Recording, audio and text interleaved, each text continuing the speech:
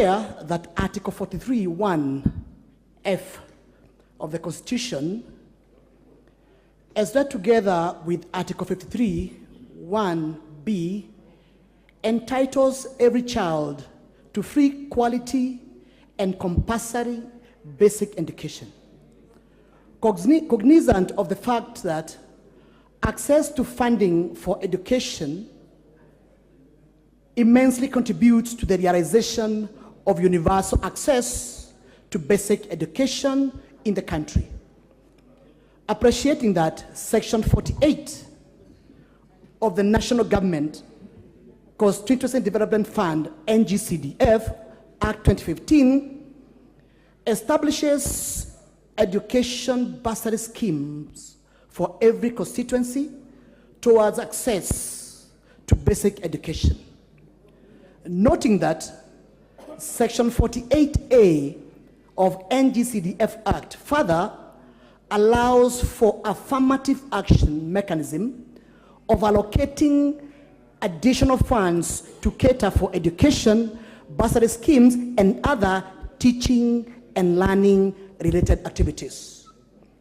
Concerned that the NGCDF Act caps allocation to bursary schemes under the fund at not more than 35% of the total constituency allocation in a financial year, thereby limiting the number of cases that may be supported to access the basic education, and further concerned that the NGCDF board has only been approving bursary support for secondary and tertiary education and not primary schools and the recently created junior secondary schools.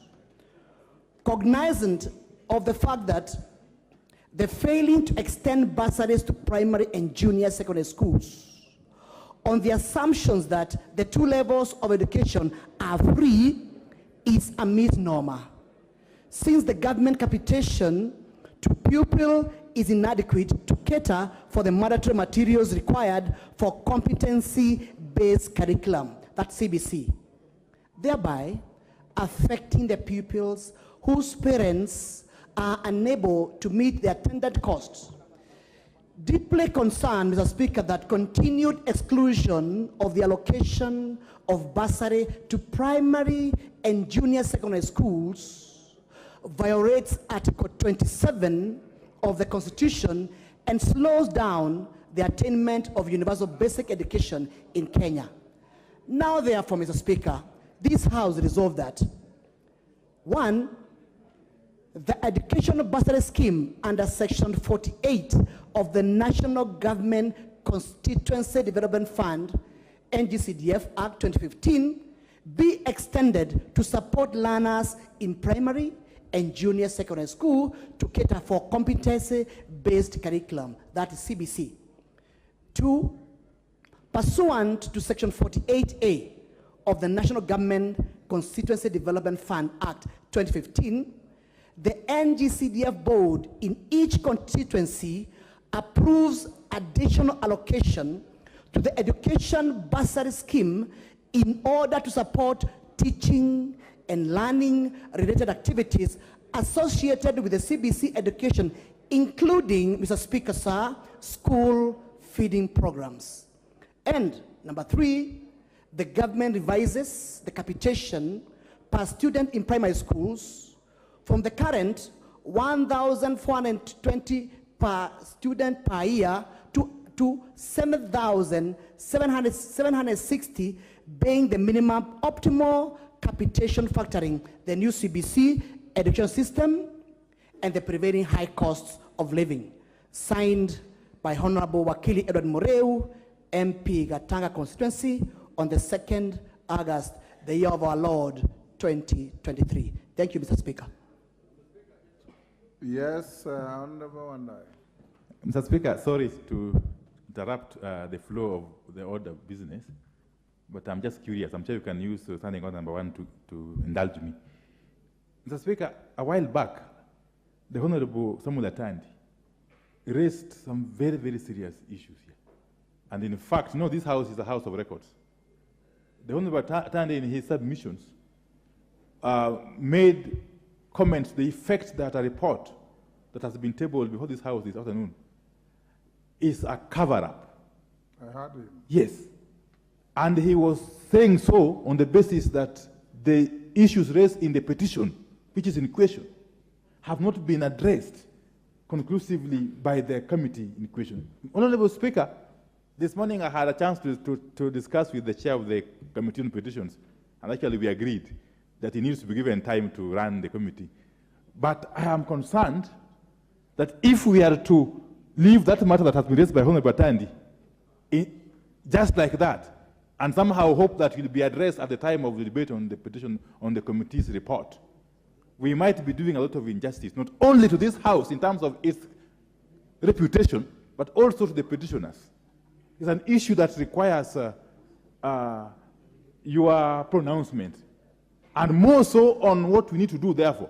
If, for instance, a petition comes before this House, and it goes to the Committee on Public Petitions, and the committee, of course, in its wisdom, makes consideration and brings a report before this House, and it is debated, is there room really for this House at the plenary stage to make any amendments to such a report without the full knowledge and benefit of interacting with the petitioners and indeed the petition itself? So I would want you to make a ruling on those two aspects. One, on the grave matter which has been raised by Honorable Tandi, which is it's in the record, it's in the Hansard, that a report of a committee of this House is a cover-up. We would want to know the nature of this cover-up. That has to be made very clear. I would have wanted you to perhaps indulge Honorable Tandi to explain further how the committee is getting involved in doing cover-ups. How would the Committee of Parliament undertake cover-ups on a matter as serious as a petition brought before it by a member of the public, Mr. Speaker? It's an issue we need to dispense with before we can proceed to the next order.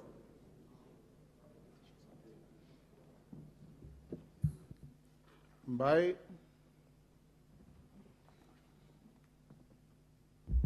Thank you, Mr. Speaker. Mr. Speaker, I would want to say this. When the committee receives any petition, there is the petitioner and there is the other stakeholders involved in the petition. Maybe the witnesses or the person the petitioner is accusing. Mr. Speaker, even in the courts of law, you can take a case before a judge, and a judge may not give a ruling which does not satisfy you. That does not give you the reason or an opportunity to say that was a cover-up. Mr. Speaker, we listened to several shareholders, or to several shareholders.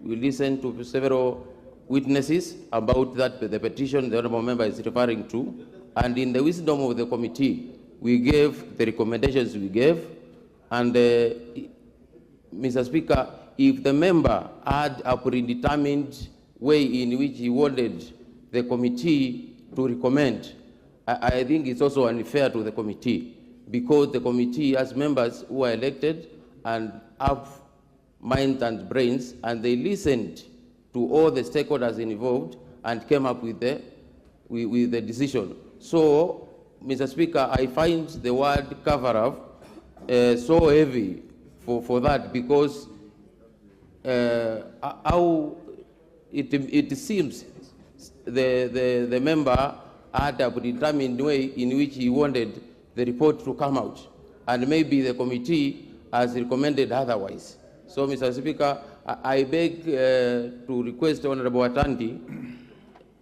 to wait to hold his horses, because we are going now to lay the same report for debate by the House. The House by then will make a decision, or will decide whether there was a cover-up of the issues involved or whether the committee did a good job. But it is very unfair, Mr. Speaker, to say there is cover-up because the committee has not recommended in your predetermined manner. Thank you, Mr. Speaker.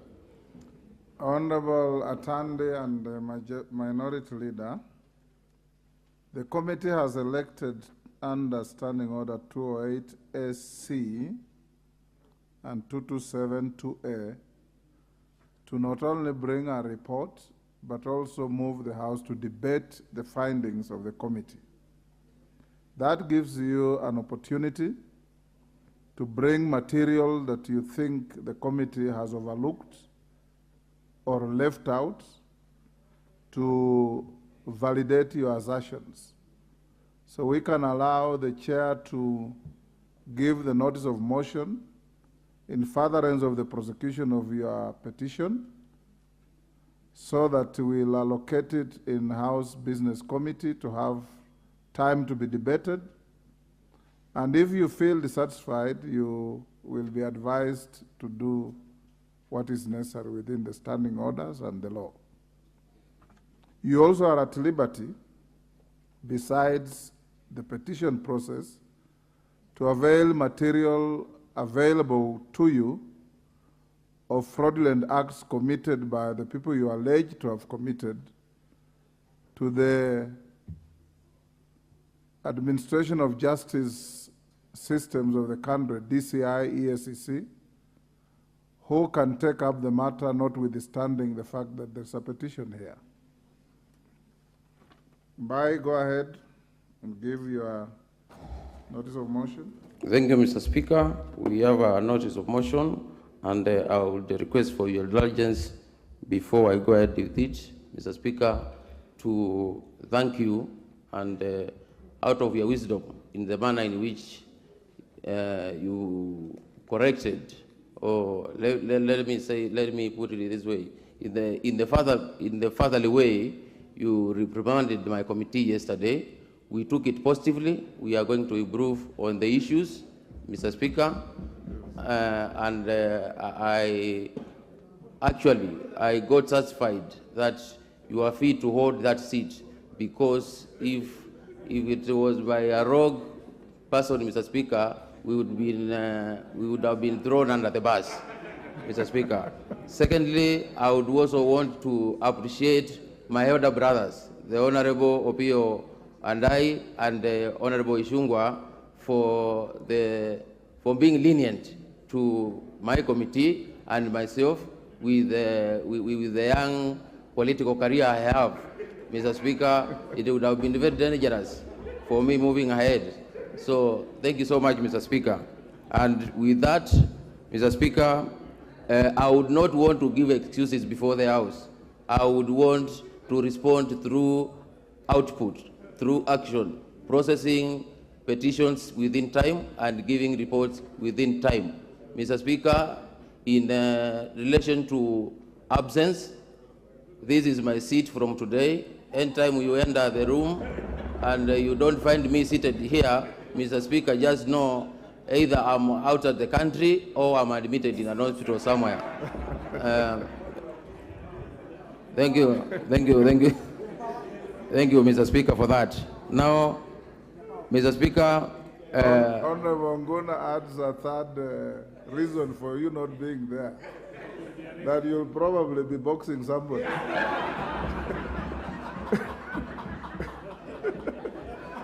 Go ahead. I believe it's with a light touch. Go ahead and give your notice of motion. Thank you, Mr. Speaker. Mr. Speaker, I beg to give a notice of the following motion, that this House adopts the report of the Public Petition Committee on its consideration of a public petition number 7 of 2022 regarding probable loss of investments in certain high-yield solutions platform, laid on the table of the House on Thursday, 14th May 2023. Mr. Speaker, I beg to give. Thank you. Thank you, Honorable Mbai. Well done. Next order. Order number 7, questions and statements. We honorable members will start with statements. Honorable Mukunji. John of Manyata. It's important to acknowledge that the first person to request to make a statement on what you're about to make was the Honorable Mother Wangari of Gilgil. She's not here, and you may proceed to make your statement, which is identical to what she wanted. Thank you, Honorable Speaker. I stand to lay a general statement on the biometric data collection by WorldCoin. I'm told the mic is not working. Yeah, move to the next. Thank you, Honorable Speaker. Honorable Speaker, pursuant to Standing Order 43, Section 1, I wish to make a statement on the ongoing biometric data collection by WorldCoin. Honorable Speaker, WorldCoin, a blockchain company, recently launched their IRIS for tokens in Kenya, offering free cryptocurrency tokens on participants upon registration and scanning of their irises in various locations in Nairobi, including the Kenya International Conference Center, KICC.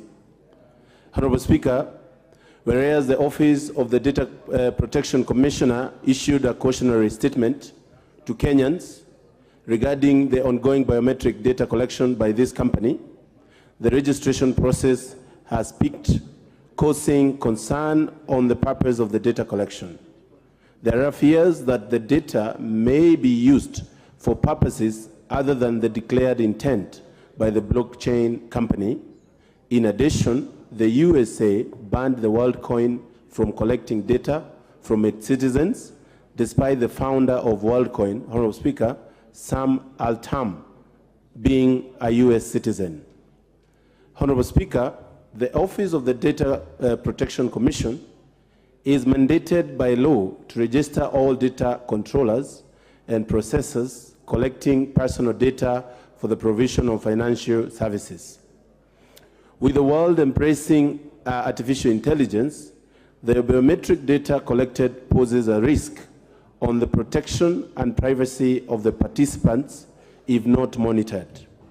In addition, there have been recent cases of cyber attacks in the country, thereby posing greater risk in the management of the data. This data collection exercise is, in my own opinion, a threat to the national security.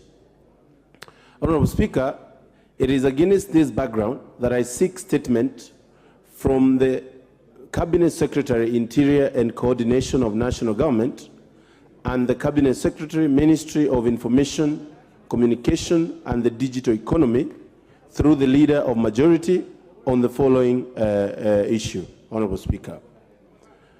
Number one, given that the Ministry of Interior and the Data Commissioner has cast doubt on the safety of the data collection by WorldCoin, could the ministry provide the steps that the government is taking to ensure control of data access, collection, and storage, especially by foreign entities? Number two, Honorable Speaker, who authorized the biometric data collection by WorldCoin, and were the correct procedures followed, Honorable Speaker? Number three, Honorable Speaker, what are the safety guarantees that the government is making to ensure that the data will be exclusively used for the intended purpose and the citizens will not suffer or get any loss? Number four, Honorable Speaker, has the government established the ultimate objective of this exercise? For what purpose will the data collected be used? Honorable Speaker, were there prior public participation to inform the public of the risk involved in the exercise?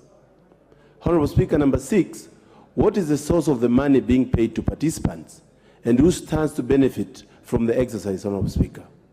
And Honorable Speaker, I know members who have passed through Kenya KICC, especially yesterday, saw the big line of young people that was there when the young people were going to collect the 7,000 said to be collected, to get collected when you give your biodata.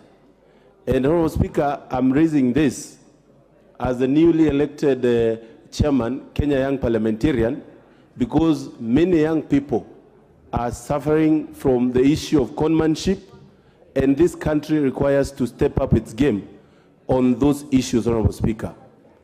The issue of selling of data, that includes the data of Facebook, Twitter, can be used and can be used to even do what we call identity theft and have people lose their finances and everything.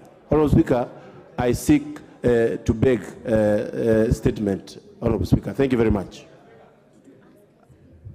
Honorable Speaker, I also want to recognize while Mother Wangari was part of this statement, also Wakili Maina, Njeri Maina, was also an interested party in this. Thank you, Honorable Speaker, and I wish to request you to give us some minutes.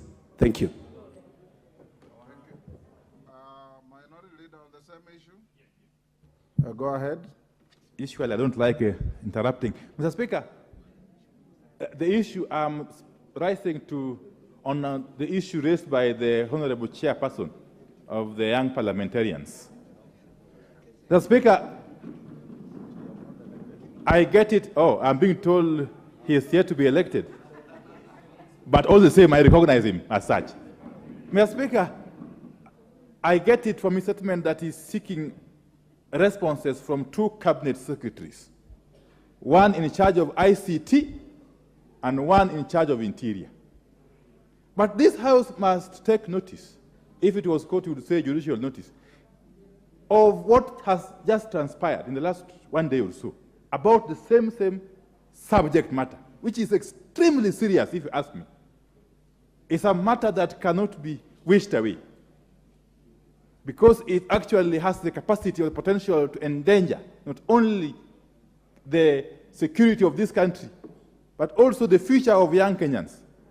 Mr. Speaker, a while back, I think 1 day ago, the Cabinet Secretary in charge of ICT was reported as having said that there is no law that WorldCoin has violated by doing what they are currently doing in Kenya, collecting data from Kenyans without permission from any authority. Two, today, the Cabinet Secretary in charge of Interior has been reported as saying that the actions by WorldCoin are questionable, and therefore investigations are being undertaken.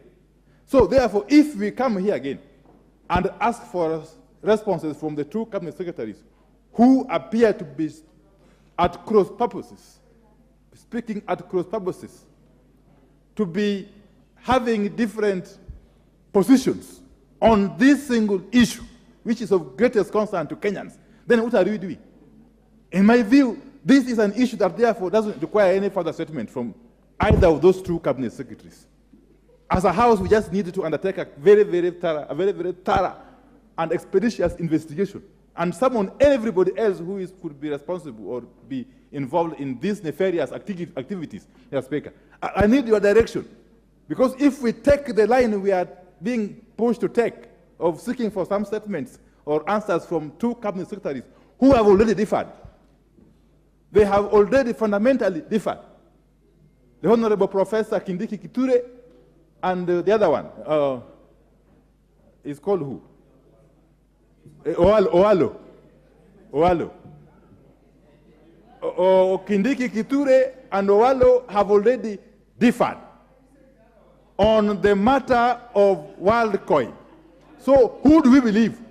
Who will the public believe? Is it Kindiki Kiture or Eliud Oalo? Who? Neither. If we shall believe neither of the two, then it behoves the appointing authority of those two gentlemen to then give us a response to this issue. Because it's a very serious matter, Mr. Speaker. It can't just be treated in the light manner it is being treated. I'm on a point of order, Honorable Wakili. Just be patient. Yes, it is important that at every single moment, the country is made aware of the position of government, because government can only be one. Whether we recognize it or not, government can only be one. And there's no single day that a government positions can be contradictory. A government cannot have two contradictory positions on a single issue, and as serious as this one. So before the settlement, the question goes to whoever is supposed to go to, we need to be told what is the position of government, even before we attempt to do what we are trying to do now. Thank you, Mr. Speaker. And I want to applaud the questioner, the chairman of the young parliamentarians. Mr. Speaker, sometimes I wish I was younger. But age has caught up with me. Thank you, Mr. Speaker. You squandered your youth. Moreo. Mr. Speaker, sir, I wanted to raise a point of order, but basically just to also get the direction of this House on whether, Mr. Speaker, is the matter now mature for debate, so at least we either bring the two CS in Parliament, or we get a clarification. But therefore, Mr. Speaker, my concern here is that the fact that there is a company coming to this country to harvest data for young people with a promise for monetary support, to us, Mr. Speaker, sir, I think we are just exposing ourselves so much in terms of data harvest, because we don't even know what they're going to do. Number two, this is another story about the Bitcoin story, whereby you put in money, you get it into double, but you don't even know what value you're adding, because this is a pyramid scheme, whereby you are promised heaven, but there's no value proposition on how our people are getting their money. I think the end game needs to be clear. We cannot be able to allow the strangers to come to this country and just do all manner of things. Mr. Speaker, sir, therefore, I seek for your guidance on whether this is a matter ready for debate. Thank you, Mr. Speaker. Yes, Maclap, you have 1 minute. Thank you, Mr. Speaker. I've actually read this matter on social media, Mr. Speaker, and makes me believe that this country will become a country of surprises. Surprises of cartels of similar of Magargarian and Sagarchan, where people come in the form of a company, take data from our young people and pay 7,000. Mr. Speaker, I think we can leave the Cabinet Secretary for ICT, and I think Professor Kindiki was right to suspend. I will want to also to seek you, Mr. Speaker, that the same Minister for Internal Security should now close all the borders to ensure that the Sarkarshans, the people called Walcoin who came to take data from our people, are actually secured so that they don't run away from the country, because this is a very serious matter, Mr. Speaker, and I want to tell you, it may be even data to wipe out information on the portal, similarly like the one that happened with the e-citizen, Mr. Speaker. Mr. Speaker, it is now a security matter for Kenya, where the head of state in this matter should be involved, so that the borders of Kenya and the tax that come to take data for Kenyans are actually secured, so that they can be arrested to answer why they are taking. And I want to use this opportunity, Mr. Speaker, to call upon the young people of Kenya, including the young parliamentarians, to ensure that they don't again and again be taken cheaply and given money that you do not know who actually made the money and for what reasons. And I'm told, Mr. Speaker, when you are actually, your data is taken up to including your eye, one day you will also go and you will become blind. So the youth of Kenya, be cautious on what you take, Mr. Speaker. And I want to say it is a serious matter that requires our attention, Mr. Speaker. Thank you, Mr. Speaker. Milemba. Thank you, Honorable Speaker, and let me thank the young parliamentarian for this statement. But let me be quick to say that what happened yesterday with the World Coin which is closely associated with the cryptocurrency, which has been banned and is also having challenges around the world in terms of its credibility, was bad for this country because it exposed us in a very, very bad way that somebody, some company, some private person can walk in and take data and walk away with it without supervision or any authorities looking into it. Yet we have the Data Protection Department which should have actually taken care of this. As on whether we need the two ministers to come and answer in Parliament, Honorable Speaker, it is our responsibility to have them come here, whether they are differing or not. Government is one, but if they have different opinion on it, it's still very well placed that they come here and we hear their opinion on this. And still yet, Honorable Speaker, we have a right as the House to even make our own inquiry using our committees. And therefore, that should not in any way subside or reduce our effectiveness in dealing with the matter. It's a matter that requires urgent need, and it has to be dealt with. This exposes us as a country to a situation whereby we can be exploited without any defense. Thank you, Honorable Speaker. Elachi Beatrice. Thank you, Mr. Speaker. Mr. Speaker, I also rise, and yesterday, Mr. Speaker, I went on Hansard, really questioning, how did we allow, who approved for the private company to be able, have we done public participation? Does it mean in financial matters, Mr. Speaker, we don't do public participation? Because in everything in this country, you realize, Mr. Speaker, we end up in court if we have not done public participation. So how did we, and who are these officers who approved? And this is not just at KICC. These guys are in all the hubs. At the hub in Karen, Mr. Speaker, we have a team there collecting. We have a team in every of the malls that you see, Mr. Speaker. Our young people were there and their data were being taken. Mr. Speaker, as much as we are talking of Shakahola, we will get another Shakahola in this one now. A Shakahola that we don't know, of young people who have no idea why they are being given money, who have no idea after they have received the money, the $65, you cannot withdraw, you cannot do anything with it, Mr. Speaker, yet already you have received. So, Mr. Speaker, if somebody has come to collect data in Kenya so that he can go around the world saying, I have numbers, people have joined in, the way we were doing Bitcoin and the rest, I think it is very wrong. And before anything, we want even the government to just tell us, who are these people? Who are they? And their names, where they've come from, the country, and why is it they are not doing it in their country, but they can come and do it in a third world country called Kenya. Thank you, Mr. Speaker. Last on that, Jerry.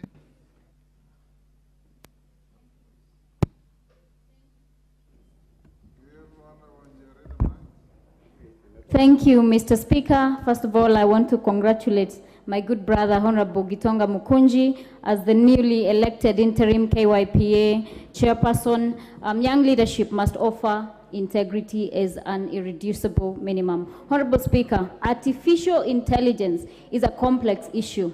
Artificial intelligence is a matter that we have not even conversed as far as the terms of our data protection laws are concerned, Honorable Speaker. I do not understand how a company, a private entity, entered our sovereign soil, started harvesting the data of our young people, exploiting the economic situation, promising them heaven. Most of the young people are just saying it's just a scan on my iris. So I go, I get scanned, and I get some Kenya shilling 7,000. Honorable Speaker, we must be told by the CS, the two of them, why did they allow that? How much data has a private company, as I speak, harvested? We need to know, and they cannot leave this nation before we have that information. Honorable Speaker, we do not know what they will do with that information. They are on record, the company, saying that they do not even, or they cannot provide sufficient information as to how they are going to develop the human IDs that they claim they will develop. They are saying that they want to build a single world currency. But Mr. Speaker, and maybe a honorable member has gone to the extent of saying maybe our young people will just disappear, vanish into thin air, you know. Honorable Speaker, we must ensure we protect them because we are the people who have been elected to represent their interests, Honorable Speaker. Thank you. Majority Leader, this matter must capture your attention. How on earth would a foreigner walk into our country and start mining data from our citizens without license or without recourse to any law or authority? I think as leader of majority in the House, you have a cardinal duty to ensure that the ministers responsible bring cogent explanation to this House, either through you or directly, as you may wish. But certainly members who have raised the issue are right, and this is a grave matter. I don't know if you want to say anything now. I saw long queues on social media. At KICC, one would have thought they were going to the polling station to vote. Or something like that. Yes, majority. Thank you, Honorable Speaker. And maybe to begin with, let me commit, I will indeed endeavor to get a statement from the two cabinet secretaries, because as has been indicated, I also read on social media what seemed like conflicting statements from the two cabinet secretaries, and therefore we need a very coherent and unified statement from the two cabinet secretaries, that's the one in charge of Interior and ICT. And indeed, Honorable Speaker, it's true. It's sad that this matter came to light because it was in the middle of our city at KICC. More shocking, Honorable Speaker, is to ask, how does a foreigner not just come to collect data from the middle of our CBD, but from a government premise? Because KICC is a government installation. And therefore, whether this person is there legitimately or not, because we do not know, we wait to hear the answers from the government. But it concerns many people that this was being done in government premises. And even the cautionary statement being given by the data commissioner is a little bit too late, because they should have known before they set up camp at KICC. They definitely must have paid somebody to use KICC. The person who allowed them to use KICC should and ought to have verified whether they have been allowed by the data commissioner and they have all the requisite licenses and approvals. Because, Honorable Speaker, as Honorable Mukunji rightly says, in this day and age of artificial intelligence, it is possible that Kenyans will be barred from walking through some places. Probably next time you go to walk into a bank and your iris is has been used for things that you do not know, and you are denied access. Probably next time you want to travel, you may find your passport or rather your image and your data has been used in criminal activities that you have no knowledge of. And even, Honorable Speaker, in this day and age of terrorism, Kenyans need to be cautious. And Honorable Speaker, allow me to use this opportunity to caution our young people, and not just young people, to caution Kenyans. Not everything that glitters is gold.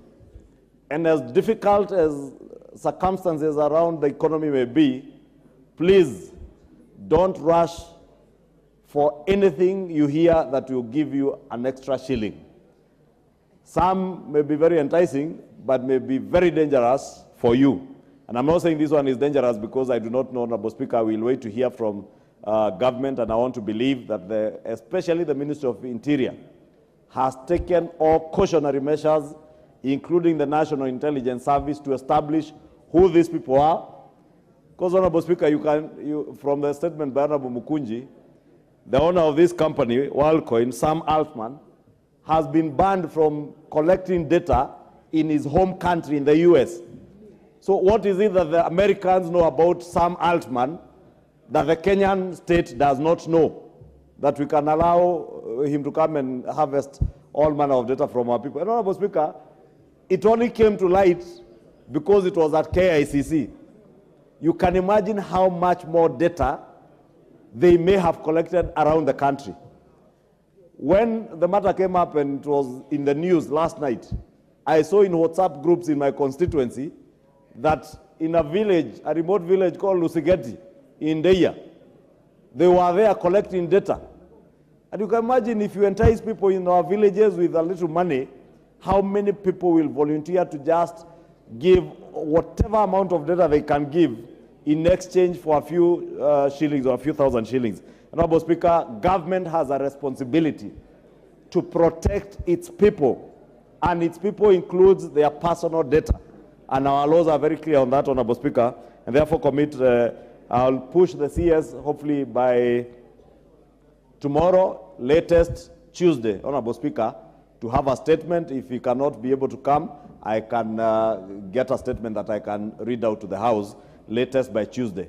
Thank you, Honorable Speaker. Honorable Majority Leader, given the gravity of the matter, I direct that you bring a preliminary statement to the House tomorrow at 2:30. What cautionary steps you are taking to protect even the data that this foreigner has mined from Kenyans ought to be in the safe custody of the data commissioner and not the foreigner. Next, Honorable Ekomas Mutuse.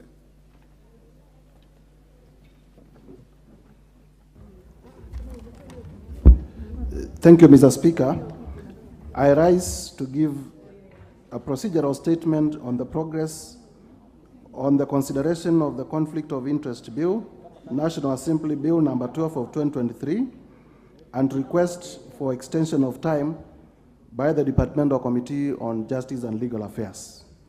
Honorable Speaker, Standing Order number 127, subsection 4, requires that the chairperson of a committee to which a bill has been committed to report to the House within 30 days on its consideration of a bill that is committed to the committee. Honorable Speaker, the Conflict of Interest Bill was read a first time on the 6th of June 2023 and was committed to the Departmental Committee on Justice and Legal Affairs. The bill seeks to repeal the Public Officers Ethics Act of 2003 and amend certain provisions of the Anti-Corruption and Economic Crimes Act of 2002, the Ethics and Anti-Corruption Commission Act of 2011, the Leadership and Integrity Act of 2012, and the Public Procurement and Disposal Act of 2015. Honorable Speaker, the bill also introduces a new paradigm and approach to public service integrity and ethical issues, which will affect all public and state officers, including the manner in which members of this House will conduct their affairs once the bill is enacted into law. It is for this reason that the committee is of the view that more time is required to look into the fundamental issues that are contained in the bill.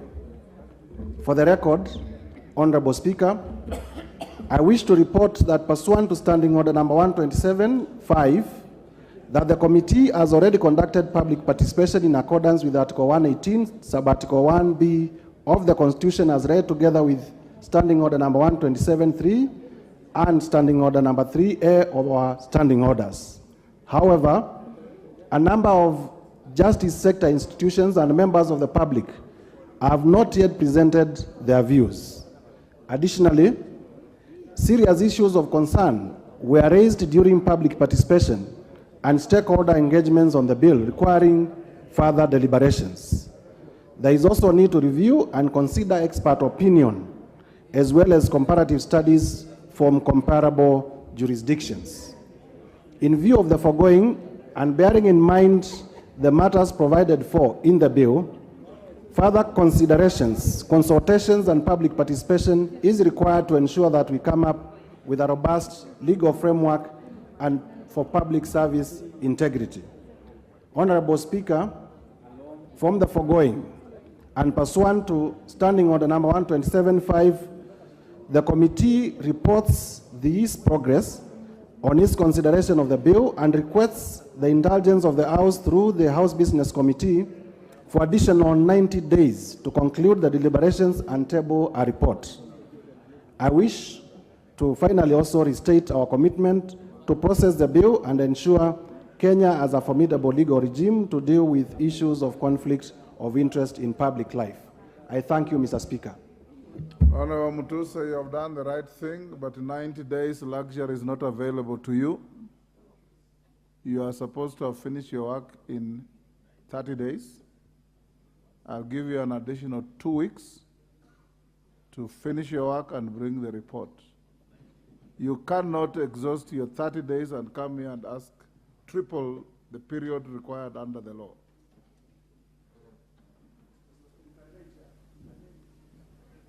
Yes, Majority Leader. Honorable Speaker, thank you. I was engaging with Honorable Pukose, and that almost slipped through. Honorable Speaker, indeed 90 days is a very long time. Yes. And maybe we should allow them at least 45 days maximum for them to be able to engage all the stakeholders. But 90 days, Honorable Speaker, that will take us into the next session next year. Majority Leader. Considering that there are also recess times. The anti-money laundering bill that I spoke to earlier is amending about 15 different acts of parliament. And we have given it 30 days. Conflict of interest is not a complex matter. It's very straightforward. I'll give you 3 weeks. Yes, Mutuse. Give him the mic. Mr. Speaker, thank you very much for your consideration to extend the time. We indeed are obliged to go by your directions and would consider, we wish you to consider that already the committee is considering many others, including the ones that you have given us. Number two, we had a discussion in the committee and we've tabled, we have already engaged some of the stakeholders, and some of them had indicated that the availability is beyond the 3 weeks that you have given us. So, Mr. Speaker, if we could have in between, you give us 30 days, an additional 30 days, so that we can also do justice to the bill. Okay, you'll have 30 days, but make sure at the end of the 30 days you don't ask for any more extension. But I allowed you for coming back to the House to ask for extension. There are many committees whose business has lapsed the 30 days and the chairpersons and chairmen don't bother to come back to the House. Majority Leader will now go to question time. Oh, sorry. We have order number 8 and 9 to put questions. Before that, honorable members, we have the following schools in the public and speakers gallery. Baritabwa Primary School from Baringo North, Baringo. St. John Fisher's Mbuinjeru Secondary School from Runyenjes, Embu. Musukini Primary School from Mwingi Central, Kitui. Nyamondo Secondary School from South Mugirango, Kisii. Next order. Order number 8, motion. Report on the United Nations Convention Against Corruption and the Global Parliamentarian Against Corruption meeting. Question to be put. Honorable members, order. I now put the question at order number 8, which is that this House notes the report of the Kenya delegation to the Parliamentary Dialogue on the United Nations Convention Against Corruption, UNCAC, and Global Parliamentarians Against Corruption, GOPAC, annual general meeting held in Doha, Qatar, from 8th to 9th March 2023, laid on the table of the House on Wednesday, 26th April 2023. As members of that opinion say aye. Will those of the contrary opinion say nay? The ayes have it. Next order. Order number 9, motion. Report on a visit to semi-autonomous institution of the East African Community. Question to be put. Order, honorable members. We now put the question at order number 9, which is that this House adopts the report of the Select Committee on Regional Integration on its visit to semi-autonomous institutions of the East African Community in Arusha, Tanzania, from 2nd to 8th April 2023, laid on the table of the House on Tuesday, 6th June 2023. As members of that opinion say aye. Aye. Will those of the contrary opinion say nay? The ayes have it. Is the Honorable Chepkonga in the House? Honorable Chepkonga, will call out order number 10. I'll give you 5 minutes to prosecute it so that we go to questions. Order number 10, motion, extension of period of consideration of certain statutory instruments.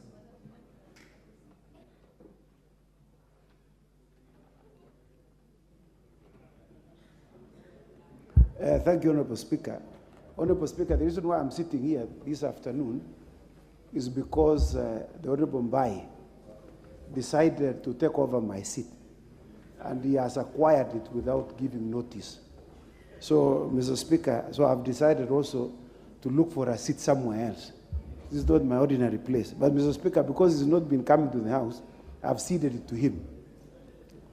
Mr. Speaker, I beg to move that pursuant to the provisions of Section 15, subsection 3 of the Statutory Instruments Act 2013, this House resolves to extend the period for the consideration of the following statutory instruments for a period of 21 days.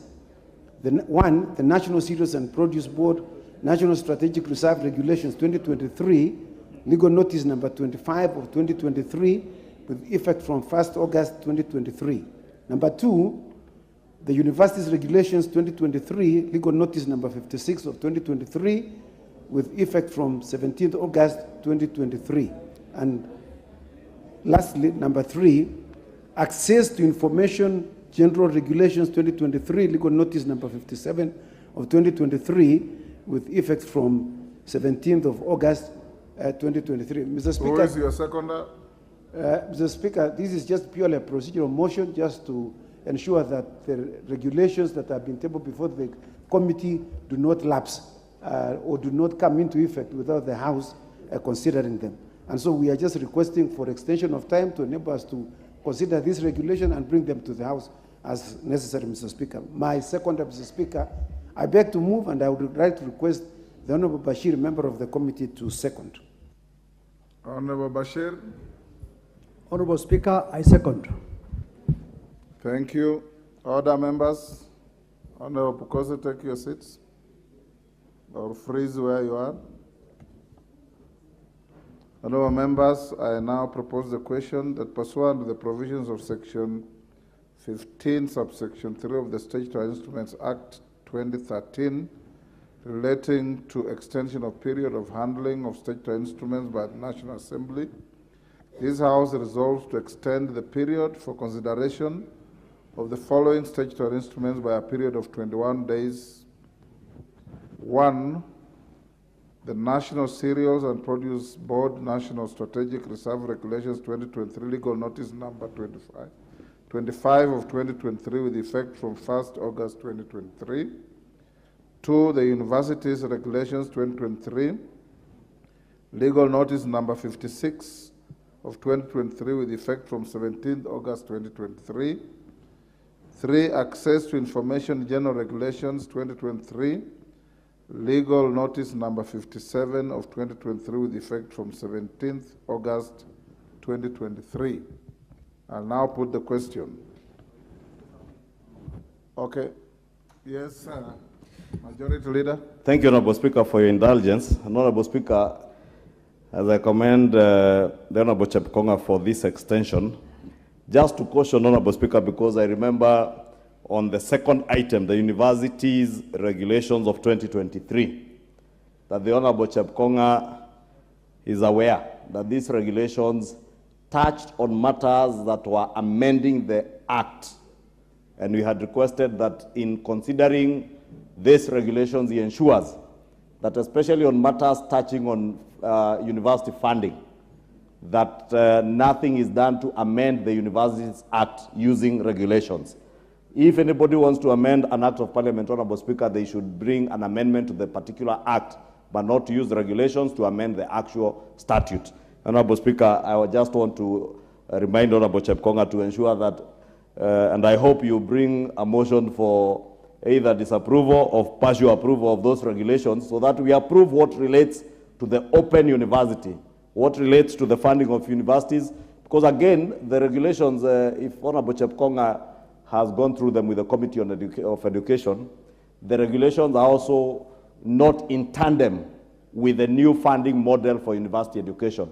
And therefore, we must ensure that whatever we do, government is speaking in a coherent manner such that we are not talking about a new model of funding public universities, then using regulations, we are amending the statute to do other things, Honorable Speaker. And I just want to remind the Honorable Chepkonga, I know there are people who are very excited that by dint of time, those regulations would stand approved. And I must commend Honorable Chepkonga for extending that time, because there are characters, I am certain, who imagined that this regulation will stand approved by dint of passage of time. Thank you, Honorable Speaker. Chepkonga, I hope you get those concerns. Right, I now put the question, which is that pursuant to the provision of Section 15(3) of the Statutory Instruments Act 2013, relating to extension of period of handling of statutory instruments by the National Assembly, this House resolves to extend the period for consideration of the following statutory instruments by a period of 21 sitting days. 1, the National Cereals and Produce Board National Strategic Reserve Regulations 2023, legal notice number 25 of 2023, with effect from 1st August 2023. 2, the Universities Regulations 2023, legal notice number 56 of 2023, with effect from 17th August 2023. And 3, Access to Information General Regulations 2023, legal notice number 57 of 2023, with effect from 17th August 2023. As members of that opinion say aye. Aye. Will those of the contrary opinion say nay? The ayes have it. Honourable members, we'll now go back to order number 7. We've disposed of statements. We now come to questions. The first minister to appear this afternoon is the minister, the cabinet secretary responsible for agriculture and livestock development. Can the minister, yes, Osoro? Sorry, Honorable Speaker, I seek your indulgence to appreciate the students that have visited Parliament today, and in particular, the students from South Mogrango, Mr. Speaker, and particularly Nyamondo Secondary School. Mr. Speaker, I felt it wise to appreciate them formally in the floor because that is a school that is found within the remote areas of my constituency, and finding their way to Parliament, Mr. Speaker, is quite motivating. And this reminds me that I first visited this house when you were sitting in the benches as a student, as a primary school student, and I sat in the public gallery. So that actually shows that anything is possible.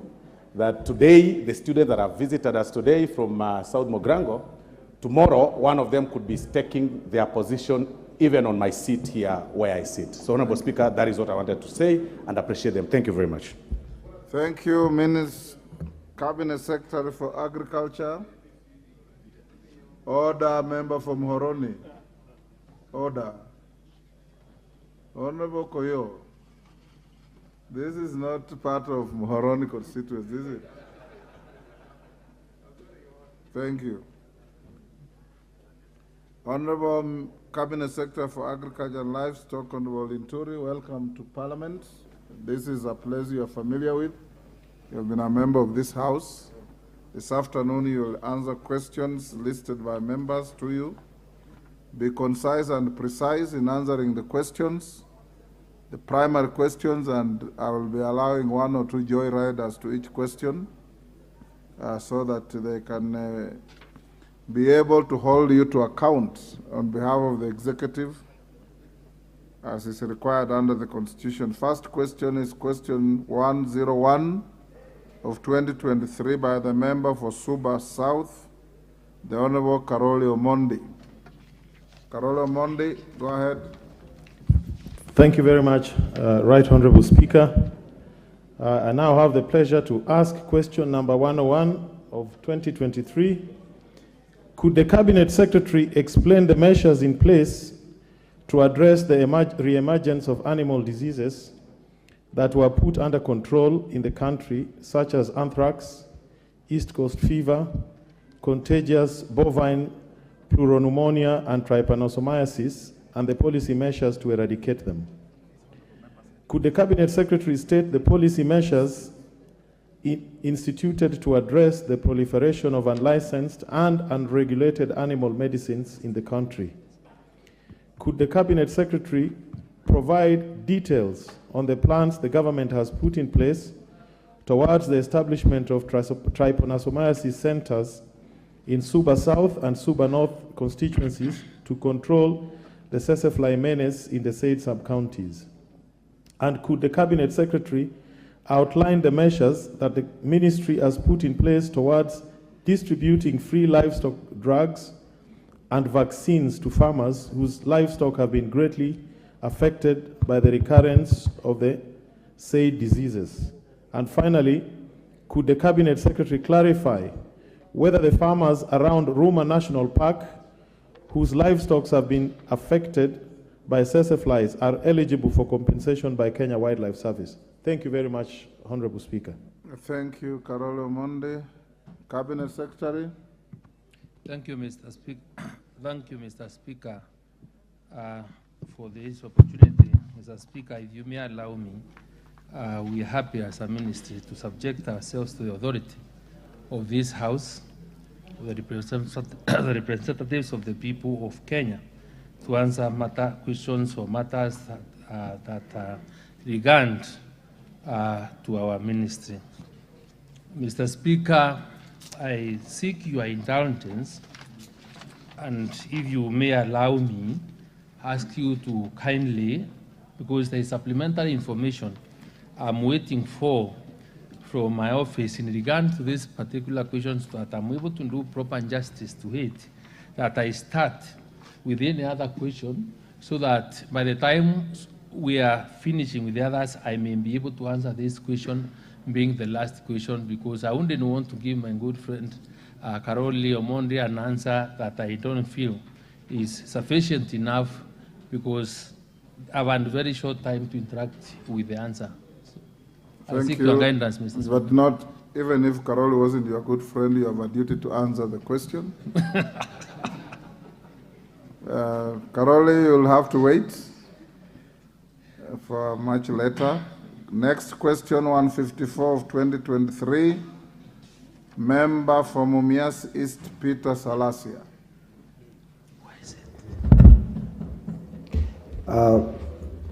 Mr. Speaker, I have a question to ask to the Cabinet Secretary to outline the steps that the government is taking to support local companies to produce and supply BT cotton seeds to farmers in order to mitigate the high prices associated with the monopoly of supply by a single source.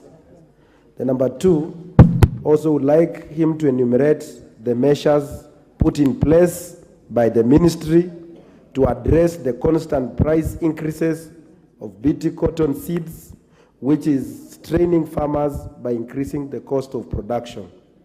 And then the last one, to state the viable alternatives being explored by the ministry to address the high cost of BT cotton production, especially for the small-scale farmers who cannot afford the high cost of seeds, fertilizer, and insecticides every planting season. Thank you. Mr. Speaker, I beg to reply as follows. the government is making efforts to attract companies to produce certified cotton seed in the country. And in order to attract suppliers of BT cotton in the country, Mr. Speaker, we advertised for expression of interest of suppliers on the 20th of April 2023, and on 27th June, Mr. Speaker, potential companies have applied for the production of BT cotton since in the country, and the evaluation process is ongoing. And we have developed a 3-year production target plan for cotton production of 40 acres in the year 2023-2024 and 60,000 in the year 2023-2025. Mr. Speaker, as I stand here, we are launching in collaboration with the Governor of Busia on Friday the growing of cotton on an acre range of 11,000 hectares, and in another 2-3 months, Mr. Speaker, because of the collaboration and support we are getting from other partners, we are going to get seed that I believe will be enough to support our farmers. Mr. Speaker, on the question of what we are doing to address the issue of also rising high cost of BT cotton, the country has already identified a supplier called Imeco Limited, and is importing seed from a company called in India. And since the approval and commercialization of the BT cotton seed production in 2019-2020, the supplier is now having or storing in BT cotton in its warehouse here, and it is towards these efforts of bringing down the cost of BT cotton that we've gotten into collaboration, government has gotten into collaboration and other stakeholders, and we've been purchasing and distributing cotton seed to farmers free of charge, and that is why we are collaborating with the Governor of Busia this Friday for us to be able to cushion farmers on the rising costs of the BT cotton. Mr. Speaker, the other on what the ministry is doing so that there is affordable fertilizer and insecticide, where the government and its stakeholders, as we are doing 100% subsidy on BT cotton, which is now being supplied to farmers. And the government, with the county governments, are in collaboration in mobilizing farmers into strong cooperatives and building capacity for these cooperatives. And currently, we have 31 operational cotton cooperatives, which are expected to mobilize enough resources to put for inputs and organize marketing and seed cotton through contracting ginneries and textile mills. Thank you, Mr. Speaker. Right, Salasia.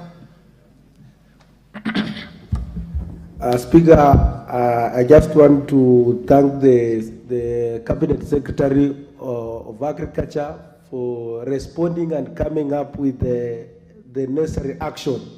And I think because being the member of Agriculture Committee in that Committee of Agriculture, I'm so proud of what is taking, and when a Cabinet Secretary, you should invite me in that meeting in Busia so that I can tell them that I brought the message to you and you have acted on it. Thank you, Mr. Speaker.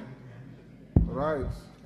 Mr. Speaker, I will direct my PS to carry him in his chopper when he's doing that on Friday, so that he takes part in this very important event, because we want to collaborate with the ministry. I've never gone with a chopper, so please, I'm begging to be that trip.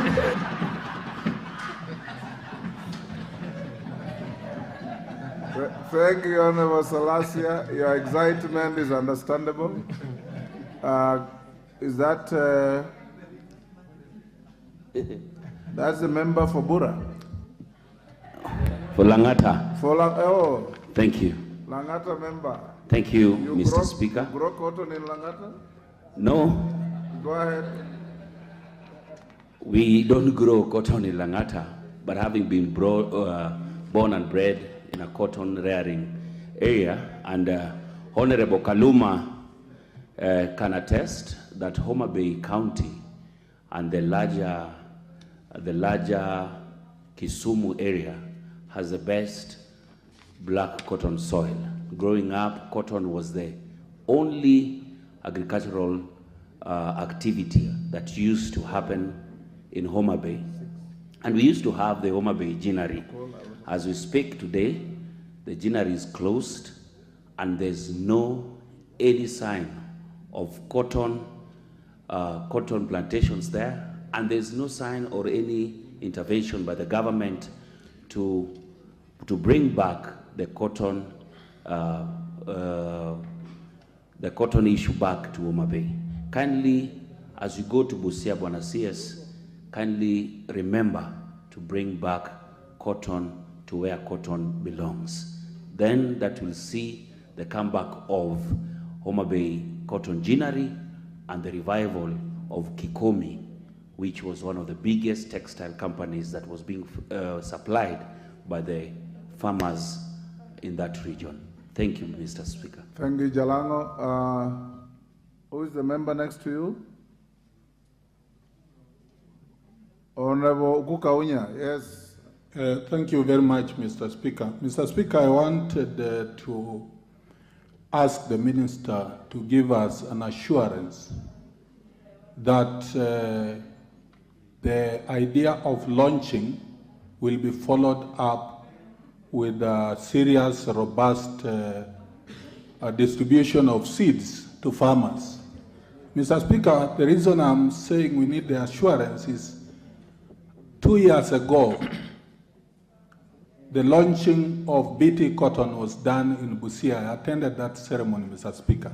Mr. Speaker, the promise that was given was seeds will be available to farmers. The following year, to date, the seeds have not been availed. And Mr. Speaker, I wanted to ask also the Minister, the traditional cotton seeds that were being given by the ministry to farmers as we await this transition, could that provision be availed to farmers as we await for the full production of beet cotton seeds? Mr. Speaker, the last question I wanted to ask. Only one. You're a joyrider. You can't ask 3 questions. That's enough, Honorable Kaunya. Thank you. Thank you, Mr. Speaker, for that opportunity. Thank you. Minister? Mr. Speaker, Let's take one more, Minister. I want to give... Hold on. Honorable Kirima. Thank you, Mr. Speaker, sir. My humble question to the Minister is that we're taking cotton to Busia, where Honorable Salesia has talked about. Can the Minister tell us that all the former cotton growing areas are going to benefit from this beet cotton, especially Meru, Central Menti, whereby we have a lying ginnery, which has no cotton up to date to Miri because there is no cotton on the ground. And this cotton, which is going to come, can the Minister guarantee us that he is going to make sure that fertilizer is going to be distributed to the sub-counties constituencies? Because as we stand, counties are too large that fertilizer is mainly going to county headquarters, and it's very inconveniencing to farmers, especially Asura farmers who cannot afford transport to go to the headquarters, which is full of chaos. Thank you, Mr. Speaker. Minister, you can answer those 3. Mr. Speaker, I appreciate the concerns of the honorable members. And let me assure them that under the Kenya Kwanza plan and the bottom-up economic transformation agenda, cotton is one of the key value chains that this government is really serious on. And under AFA, we have our own directorate of cotton to promote the growth of these fiber crops. So, Mr. Speaker, in Homa Bay and we want to assure you, because under this plan, the government has mapped 24 counties which have good source for the growth of cotton. Omambe included, Meru included. And we are in the process. Once we do the launch on Friday, we expect to move on, and I'll be reaching out to members of parliament within these counties so that we work partner together, and because we have set aside money for the purchase of seed so that the members of parliament can be involved. We want to ensure that in the next 1 year, we are able to support farmers to grow cotton that is enough so that we can close on the imports of cotton, so that we can be able to revive the cotton granaries that we have in our country, because that is how we'll only be able to take money to the pockets of our people. So take my commitment. I want to tell you, having been a member of parliament, how passionate you are. I feel you, and I am ready, and we'll make sure that this is done. But when we come to you, just in the event that there is a requirement that you also want certain finances or this important house to appropriate finances to meet those demands, kindly please give us support. Thank you. Next question. Will you also give out fertilizer alongside the seeds? I think that's what Mr. Speaker, we will be able to, when we are supporting farmers, and I think I've just come from a press conference with the president when he was trying to explain the measures that his government or what we are doing to support farmers. Today we have agreed with the governors that for us to be able even to have proper delivery, last mile delivery of fertilizer, we are going to partner together where our governors will be able to get us warehouses or stores where we will be able to take fertilizer, so that the problem Mheshimiwa, the Member of Parliament for Women Central, is talking about is eradicated. Where farmers don't have to move or travel for many kilometers to go and pick 2 or 3 bags of fertilizer. So we've agreed, we are working on an arrangement how that will be done, and I am sure, and I want to tell you that as we distribute the cotton seed for planting, all the members that have been registered in our system will be also able to get their fertilizer through the e-voucher system that is in place for them to plant. So we are prepared, we are ready, and today or from yesterday, the cost of fertilizer has gone down. We are selling fertilizer at 2,500, and because we are also getting into the season of the short rains, the collaboration that I'm asking for is so that we're able to work together to ensure that fertilizer gets to our farmers in those regions, so that our farmers are able to start planting early enough so that we are able to get increased yield. Thank you, Mr. Speaker. Thank you, Waziri. Next, question 155 of 2023. Member for Mogotio, Ruben Kiborek. He has sent me a letter requesting that he's nominated Korir Adams, MP for Keio North, to ask the question on his behalf. Honorable Korir, go ahead. Thank you very much, Mr. Speaker. Indeed, Honorable, my colleague is not here because he's bereaved, and I would like to ask the Minister, question number 1, to explain the plans that the government has put in place to allocate seed money for the establishment of the revolving fund under the State Department for Livestock Development to fund the purchase of hides and skins for processing by our Wasonyiro South Development Authority. Number 2, consider offering technical support, assistance and capacity building to the county government of Baringo in the hides and skins processing industry, so that to realize value addition, improve the quality of hides and skins, and create jobs among the pastoral community in the country. Thank you very much, Mr. Speaker. Thank you, Mr. Speaker. Mr. Speaker, allow me to respond as follows. That the ministry is making proposals for the establishment of seed money of a revolving fund and the State Department of Livestock Development to fund the purchase of hinds and skin for processing. And the ministry is currently supporting the mopping up of hinds and skin by the Wasonyiro South Development Authority and the State Department of Arid and Semi-Arid Lands within the Regional Development Department and other state agencies.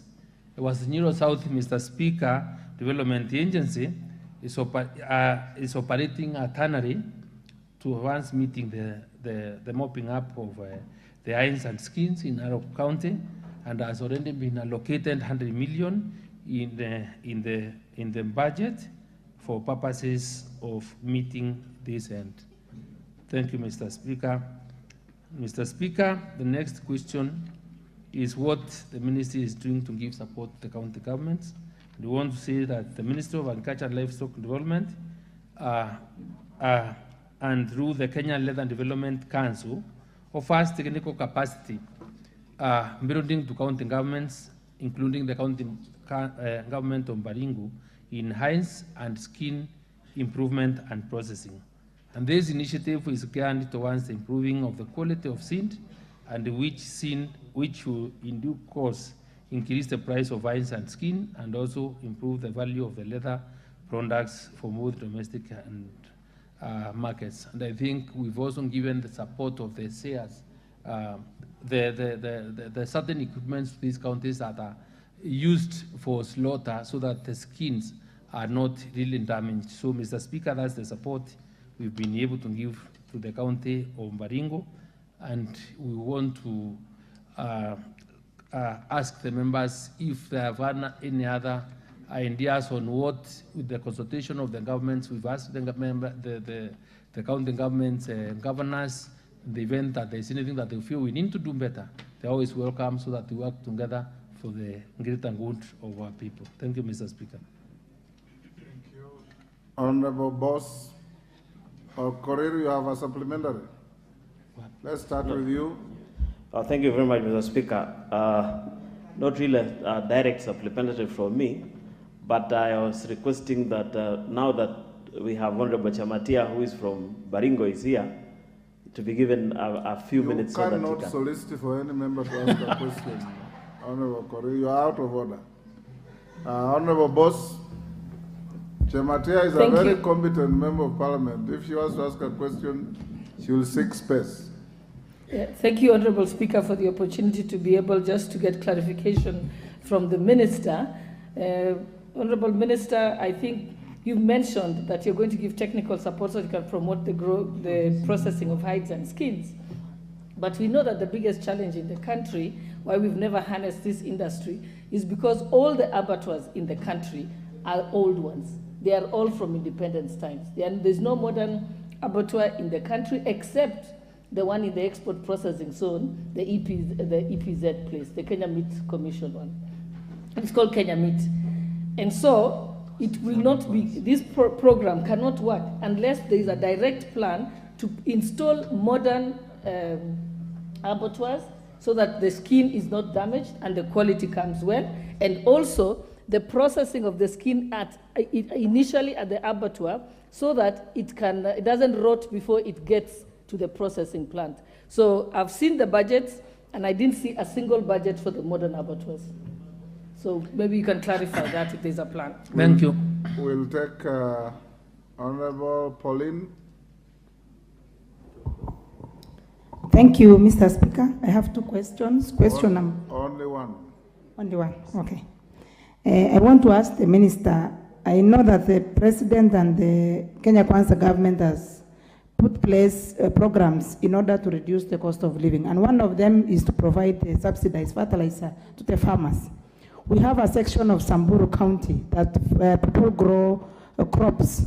And as far as I am informed, that Samburu County is one of the priority counties that you are giving subsidized fertilizer. And I wanted to know the reason why. Thank you. You want to know why you are a priority? Or why you are not? Why you are not, okay. Yeah, why we are not the priority counties. Thank you. Pauline. about fertilizer. Go ahead, Minister. Mr. Speaker, Mr. Speaker, let me be able to reply to the supplementary question from the Deputy Speaker and say that, Mr. Speaker, the government as of today is almost at the level of operationalizing the Kenanya leather park.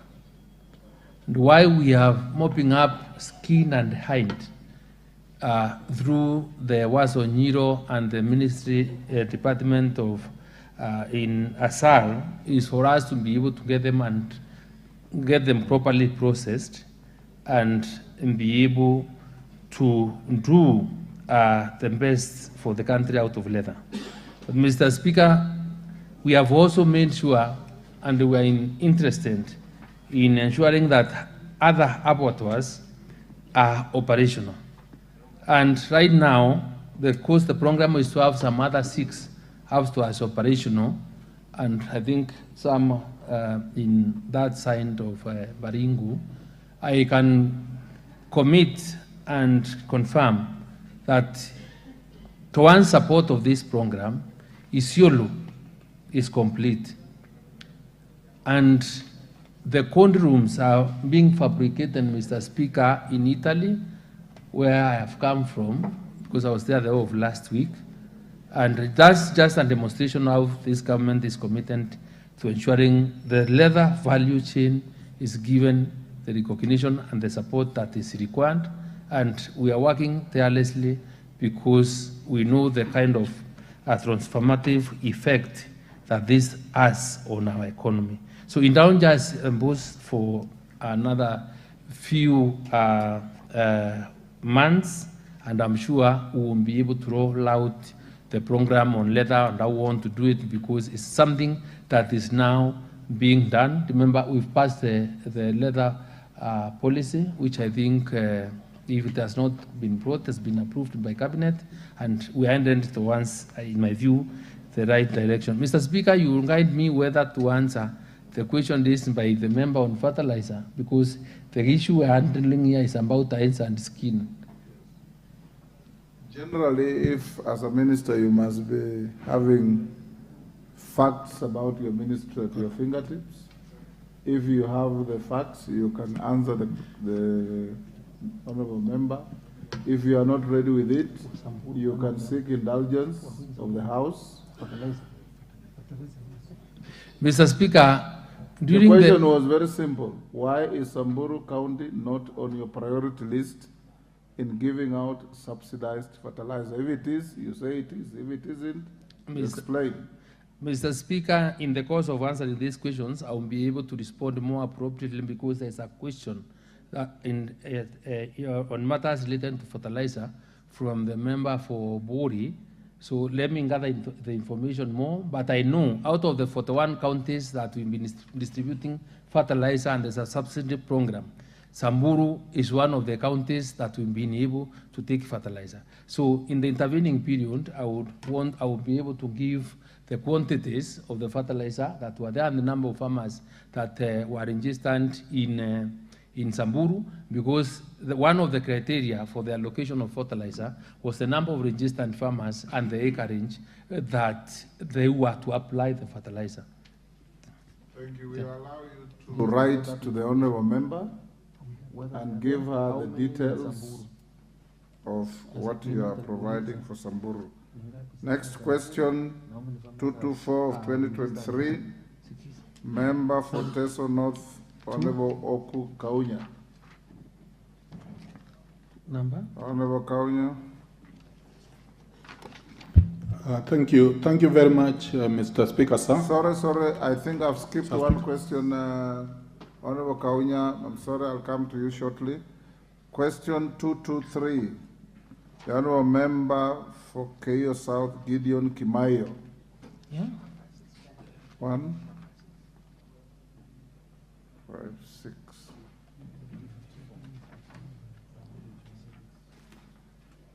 Oh yes, Mukunji. Sorry, I was running ahead of everybody. 156, Honorable Kitonga Mkunji. Go ahead, Honorable Mkunji. Okay, thank you. Use that. Honorable Speaker, I start to ask this question on behalf of my people of Manyata constituency and also the farmers of macadamia nuts. Honorable Speaker, I want to ask the Cabinet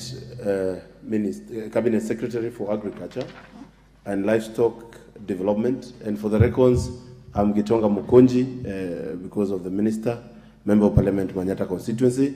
Could they explain the steps that have been put in place to protect macadamia farmers from poor pricing and to improve market prices for macadamia nuts in the country? Thank you, Honorable Speaker. Minister. Thank you, Mr. Speaker. Mr. Speaker, to address the problem of poor macadamia prices, and of course recognizing that the prices are quite low. But first, Mr. Speaker, we are trying to come up and develop macadamia grading guidelines so that farmers are able to grade their macadamia in line with the requirements in terms of quality, so that they are able to gain maximum out of the macadamia they produce. So we are developing guidelines so that this is being, so that we are able to achieve this objective. Mr. Speaker, we are also collaborating with the macadamia and growing county governments so that we are able to develop the proper harvesting calendars for the periods at maturity, because maturity of macadamia takes place in different ecological zones, in different times, so that quality is not compromised, and to ensure the county maintains our market share and attracts better prices internationally. Mr. Speaker, the ministry has also been carrying out value addition training targeted at the producer groups aimed at promoting product diversification, so that we are able to utilize the available nuts and reduce the over-reliance of import. So, Mr. Speaker, to once addressing this and recognizing the problem that we have, and our farmers having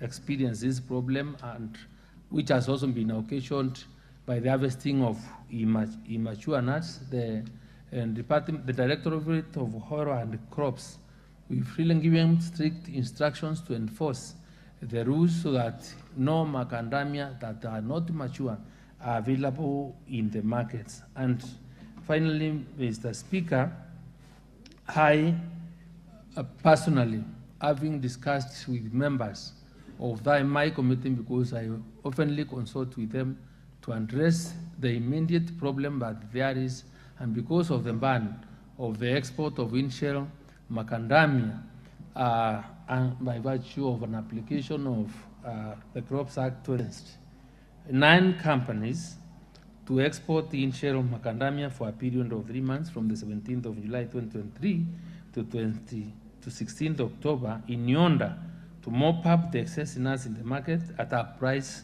not less than 100, because that was the condition of giving out the license. And why this was necessary, Mr. Speaker, is because we understand the effects of the COVID-19 were real.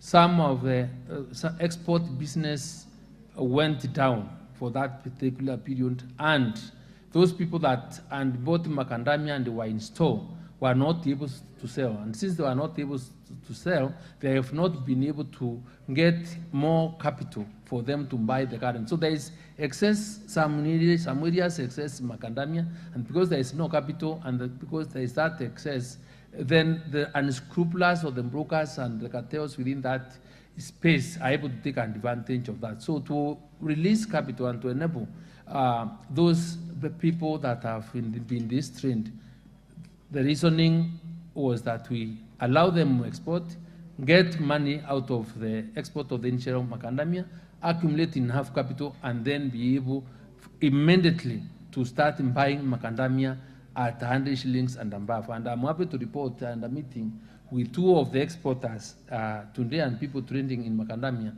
that today the price of macadamia in some areas is going up to 70 shillings and 80. So I believe in another 1 month we will be able to now get to the 100 target. Thank you, Mr. Speaker. Yes, Kunji. Thank you, Honorable Speaker. I also want to thank the Minister for the answer. But, Honorable Speaker, this is not an issue we are engaging with the Minister at the first time.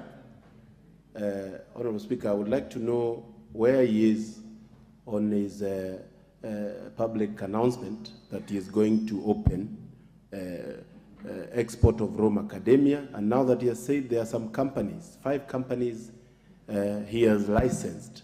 I would like the Minister to state the names of the companies so that I can share that with my people and know where they can get good prices. I also want the Minister to help this House understand what is doing to protect the micro smallholder farmers, the growers, from the issue of brokers that he himself has mentioned, that is part of what is making the macadamia prices to always be low.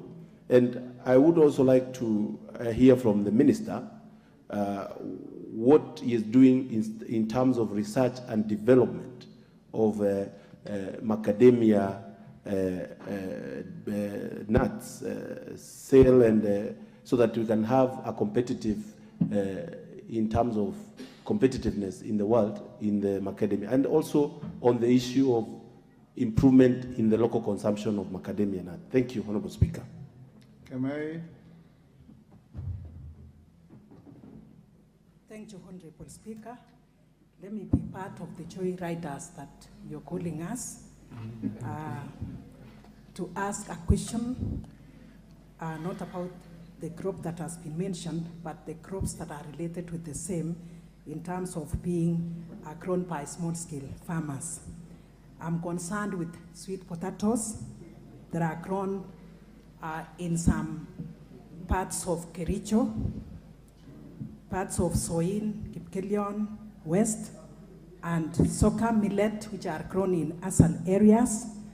My point is, what plans does the Minister has for these small-scale farmers in terms of the technical support and ready market for the same? Because our farmers, and especially the sweet potatoes, we see them in some markets outside the country, but the middlemen will always come to buy from them with low prices, yet the farmers put a lot of money in it, a lot of time, and their prices are very low. So may the Minister let us know the plans he has for such crops. Thank you, Honorable Speaker. Minister. Mr. Speaker, I have, Mukunji is saying that I have licensed 9 companies, not 5. I'm in consultation so that I'm able to get the full names, because I don't want to mislead the House, but I'm sure it's 9. If I was to mention, I will not remember all of them offhand, but we'll be able to, we can share the information. But I have licensed 9 companies. We'll be sharing with you the names of those companies. In terms of trying to protect the farmers, Mr. Speaker, and let me generally say, Mr. Speaker, when this, in the wisdom of this Parliament, passed the AFA Act and collapsed most of our crops into that institution, there are many directorates within AFA. There is the coffee, there is oil and the nuts, there is the cotton, the fiber. Mr. Speaker, why there is the feeling that many things have not been done right before? Mr. Speaker, up to now, I've also not been able to understand whether it was by design or by default.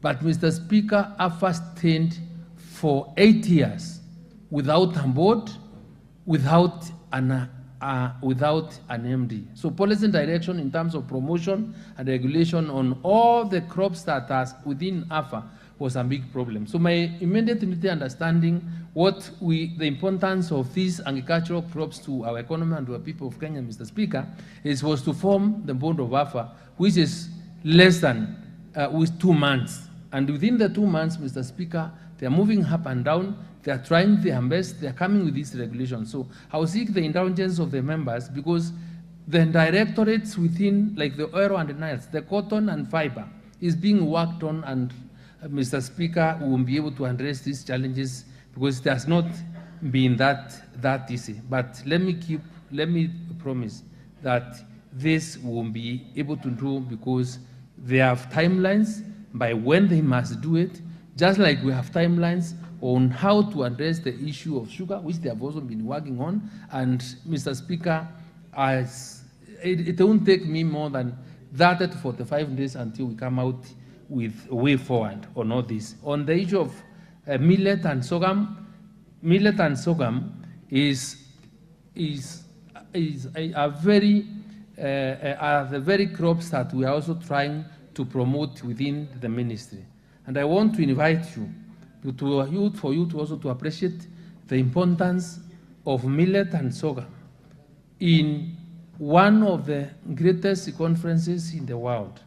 It's called the Millet Conference, which we've been able to lobby and to bring it to Kenya in KICC on the 30th and 31st. 25 first leaders of the world are going to grace this particular conference, and we are asking people, millet growers, different types of millet to be participants because this is a crop that we want to promote. And that is a demonstration of how serious we are getting in really addressing the issues of farmers. Mr. Mukunji, for any avoidance of doubt, we have a company called Fair Nuts, Nice Mart Traders, Exotic, Nutri-Nuts, Super Tropical Fruits and Nuts, Enden Swing Traders, OCM Consulting, Lenana Processing, and Kanyili Packers.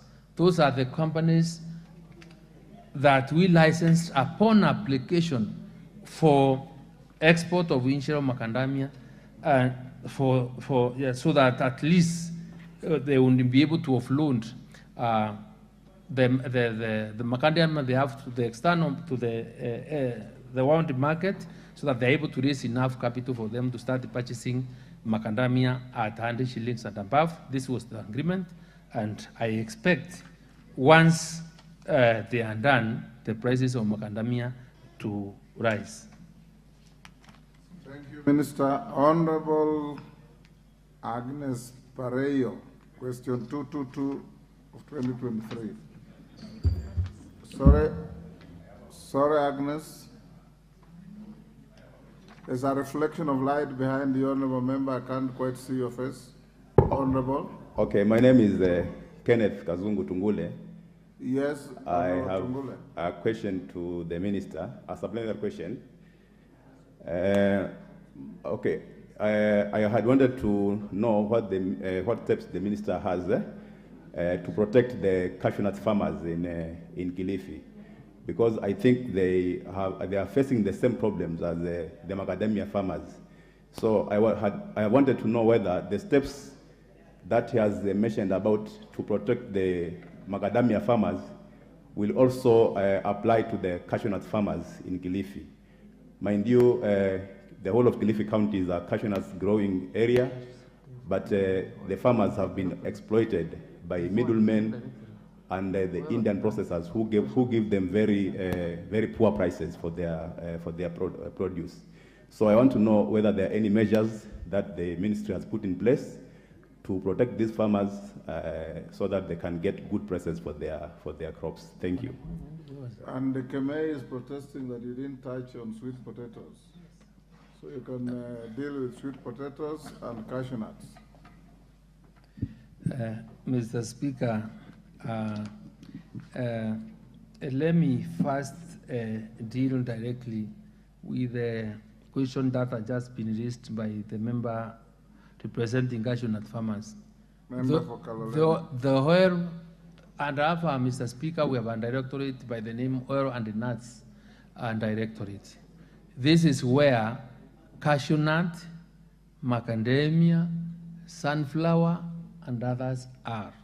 So the regulations and the measures we are putting in place are that are being proposed, or the guidelines coming out from being developed by this directorate, will be able to take care of all the farmers that do edibles. And there is also a commitment and a direction that this particular here, because we really need to support the growth of edible oil crops, we have putting in money that will be able to support farmers from this region.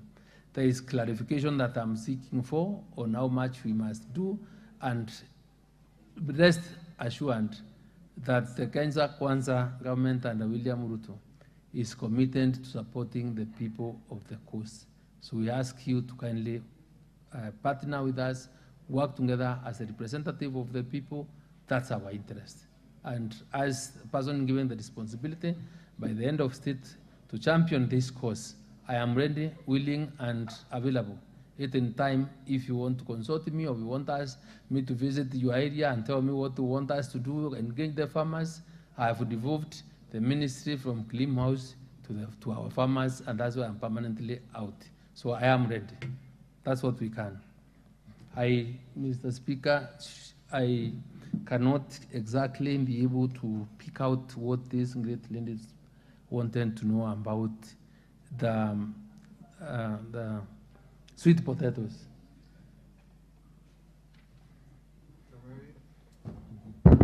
Thank you, Honorable Speaker. My question about the sweet potatoes is that it is grown in parts of Kericho, Soin, and Kipkelion West, but market is the issue. There is no ready market. We have the small-scale farmers who are exploited by the middlemen. So I'm asking what the ministry has, the plans the ministry has in connection with that. Yet, Mr. Speaker, outside the country, you will realize that in some supermarkets we can find the sweet potatoes. I went to Geneva and I found some, but our farmers are just there. Thank you, Mr. Speaker.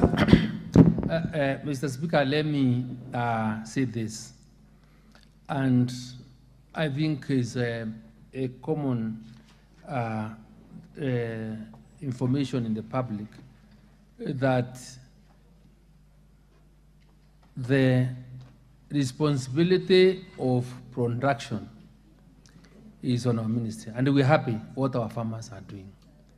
The Kenya Kwanza plan was clear, and it is on the need to do value addition and agro-processing. We are working very closely with the Ministry of Trade, Agriculture, and MSMEs, because we are trying to organize farmers in cooperatives and to be able to aggregate, so that, Mr. Speaker, through the current, the idea of CAIPs, the county aggregation centers, will be able to ensure that we're able to aggregate and be able to hand value to our farm produce. So that, Mr. Speaker, when do the aggregation and we're able to own, then it is be our responsibility to dictate what price to sell our products. And the whole reason is to avoid the middlemen, to avoid post-harvest losses, so that our farmers are able to get the best prices available. Mr. Speaker, if we were to add value to our produce, I agree we'll get better money. I have a project called NAV CDP, and this NAV CDP is is in your account. We are targeting to do value addition in every ward, and we are going to spend an amount of 20 million shillings for those value addition centers that we want to do in every county, so that our farmers are able to hand value to their produce. We are also going within every county that we are going to operate. We are going to support the creation of cooperatives to give farmers the ability to run their business, money to organize themselves and borrow money as revolving fund within the ward. There's even a ward based. So, Mr. Speaker, if the member of parliament will urge government and be able to wait for some bit of time, because we may not have an instant answer to the problem, and because there is a structured way of addressing the long-term problems that we have through the county aggregation centers. Please allow us, and because advertisements have been done in the first phase of 14 counties was done, I think the other one either has come out or is coming out in another 1 week. This is an issue or matter we are going to solve in the long run. Mr. Speaker, Samburu.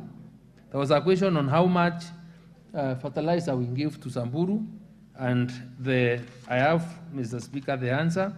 Samburu was one of the 41 counties that we gave fertilizer on the first phase, and Samburu only redeemed 4,480 bags. It is still in the program this year, Mr. Speaker, and we'll continue supporting them.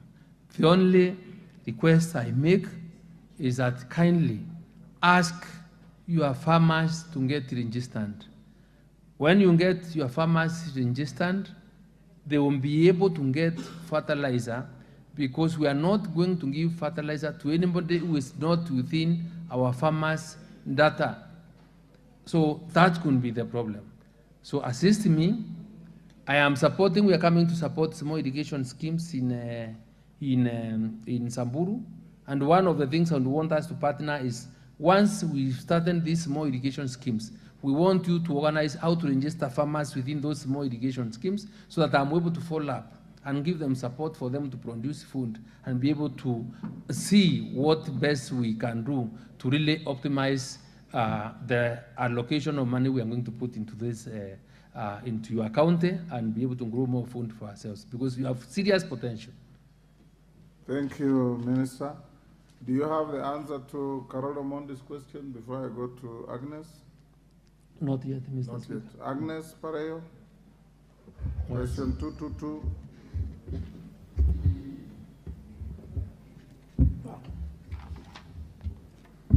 Thank you, Honorable Speaker, for giving me this opportunity to ask the CS Agriculture and Livestock Development the following questions. 1. Could the Cabinet Secretary explain why Nengetia National Cereals and Produce Board depots in Olokurto Sub-County, Narok North constituency are idle, forcing farmers to travel kilometers away to dry their produce at Narok town, whereby incurring losses? 2. Could the Cabinet Secretary outline the efforts being put in place to revive the Nengetia depots in Narok North constituency? Could the Cabinet Secretary consider outsourcing the depots to private entities to run the facility for the benefit of the farmers? Thank you. Cabinet Secretary. Yeah, Mr. Speaker, the Nengetia National Cereals and Produce Board depot is an old depot which was commissioned in 1978 and still silos up to now and pins with a capacity of 55,000 bags of 90 kilogram, located 43.8 kilometers away from Narok town. And the depot is idle because, Mr. Speaker, of the nature and the nature of the old obsolete equipment that were installed. The depot, Mr. Speaker, does not have a grain dryer, and the depot is not connected to electricity. That is the reason, Mr. Speaker, is not being used. But, Mr. Speaker, we have put in place mechanisms to ensure that we revive this depot, and we are happy and lucky that recently the tarmac route to Enegitia is under construction and was tarmacked up to that place and is now easily accessible. And the National Cereals and Produce Board at the moment has applied for electric connection to the depot, and the application is being fast-tracked with Kenya Power and Lighting Company. Mr. Speaker, we want to tell the member that we have earmarked this facility for upgrade and a government-sponsored mechanization project. And since we appreciate the good work the farmers of this country are doing, and for those that have took the fertilizer, and considering that we must be properly prepared to mitigate loss during this harvest and to deal with the post-harvest losses, we have acquired, or will be able to provide, a mobile dryer to Enegitia so that those farmers are not do not really travel to those that long distance to have their maize dried. Mr. Speaker, in terms of whether we want to outsource these depots to private entities or not, our response is as follows. Because we have been considering outsourcing depots to private entities, Enegitia is included, and the outsourcing is now, or will be guided by the National Cereals and Produce policy that guides leasing out of depots and other facilities to interested parties. And we have a profile of the silos. A profile of the silo was developed and shared with stakeholders in the green sector to partner with NSPB and use the facility for the benefit of the farmers on the ground. That's generally for whatever we are doing all over the country. But Mr. Speaker, let me say that right now, because of the expected bumper harvest, we are also looking or hiring extra silos or extra depots so that we are able to store enough maize. We are able to have dryers all over, and we are purchasing 100 dryers to deal to dry our maize during this season, Mr. Speaker, and I am sure we can better fast be able to utilize this government facility, because whatever was required for it to operate is something that we've done over 90%. Thank you, Mr. Speaker. Right. Agnes, you're satisfied? Thank you, Honorable Speaker.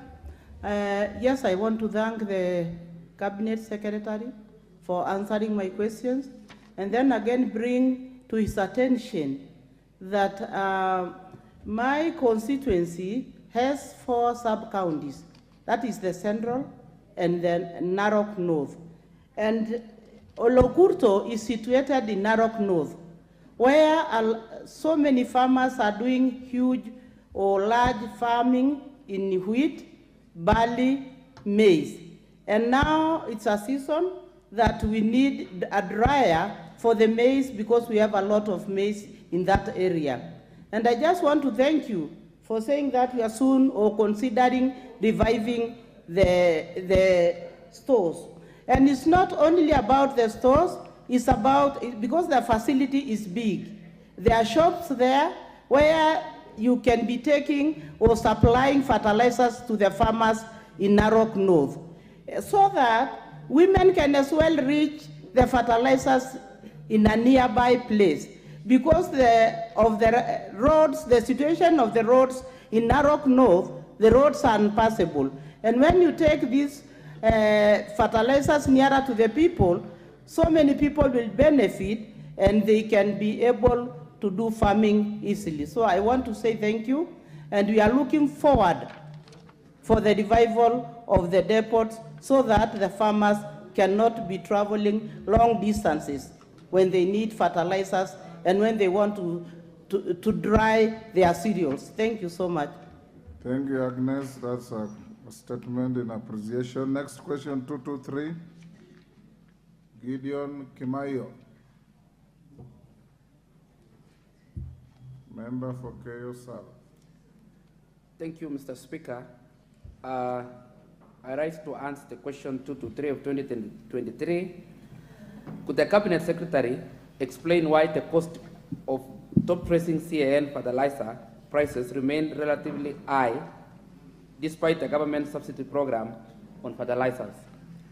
Secondly, state the actual price of 50 kg bag of CAN top-pressing fertilizers charged by the National Cereals and Produce Board. Number three, highlight the measures the government is taking to prevent skyrocketing of fertilizer prices occasioned by middlemen, and further state the measures government is pursuing to avail the fertilizers to farmers at appropriate time. Thank you, Mr. Speaker. Minister. Mr. Speaker, I beg to reply as follows.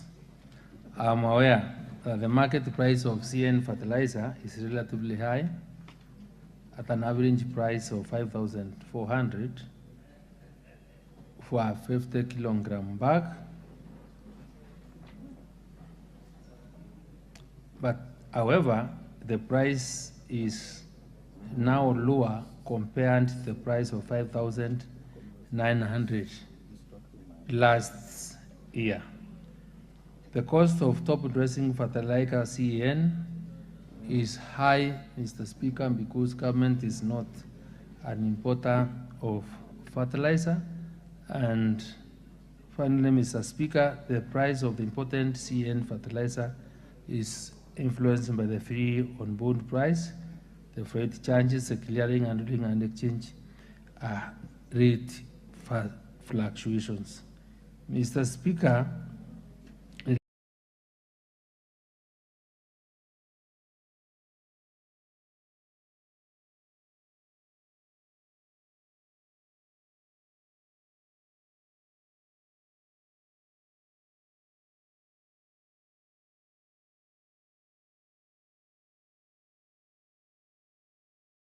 support production, and with the subsidy program is retailing fertilizer at 2,500 from yesterday. It has been going for the 500, but from yesterday we started selling fertilizer at 2,500. And yesterday alone we did a sale of over 34,000 bags of fertilizer. So for those farmers that are feeling the pain or the pinch are the ones that did not in the government call to get registered and farmers. We have opened again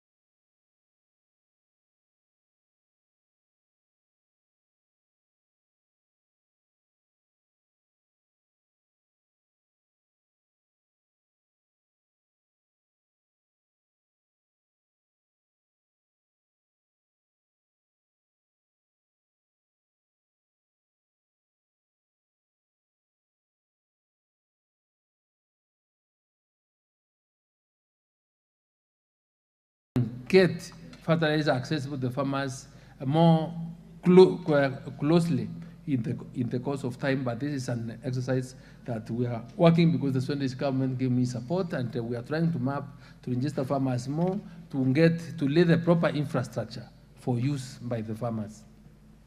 Good. Basil. Thank you, Speaker, and thank you to the Minister. My question is, to what extent are you utilizing technology to be able to know which area wants or needs what fertilizer? Because if you look at Russia, as well as Israel, they are using drones to be able to understand what area or what soil needs what type of fertilizer. So that's a question to the Minister. Thank you. Mr. Speaker, that's a very good question. Hold on, I'll take Karemba. Kimayo, you asked twice, didn't you? Thank you. Thank you, Honorable Speaker. Honorable Speaker, I have noted that in my constituency that if farmers get the fertilizer on time, it is the best thing that can happen. Now my question to the CS is, instead of considering the agrovets and vetting them so as to establish their integrity levels, why can't you use the existing offices of the National Government Administration Officers, including the DCC? And I am saying this because I have seen them distribute relief food, and they bring us on board, and we get the relief food get to the vulnerable and the people it's supposed to get to. Why can't you use that infrastructure? Because it is existing, and it is working. Thank you, Honorable Speaker. Is that Kawanjiku?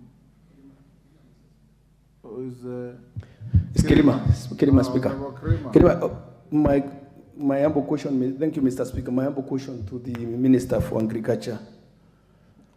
As now the national government, when the minister tells us that he is going to join hand with the county government to distribute fertilizer, or for the county governments to provide stores whereby fertilizer will be kept for farmers to reach it quickly, isn't there going to be conflicts of interests whereby politics is going to play a role for some of the governors are going to use it as a campaign tool to deny or to make sure that those who are not favorable to them are going to miss this subsidy?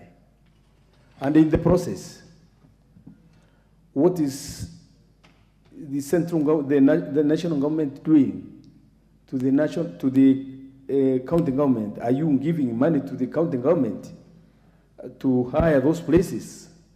Or is there any special fund to hire stores to keep the fertilizer? Because it means that some places will lack this fertilizer for the county governments may be unable to hire.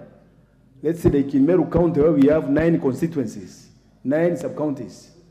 Will the county governments be able to hire 9 storehouses, warehouses to store this fertilizer?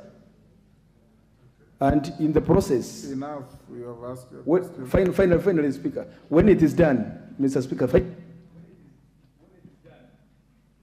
your time is spent. Let's take one more. Chematia. Thank you, Mr. Speaker.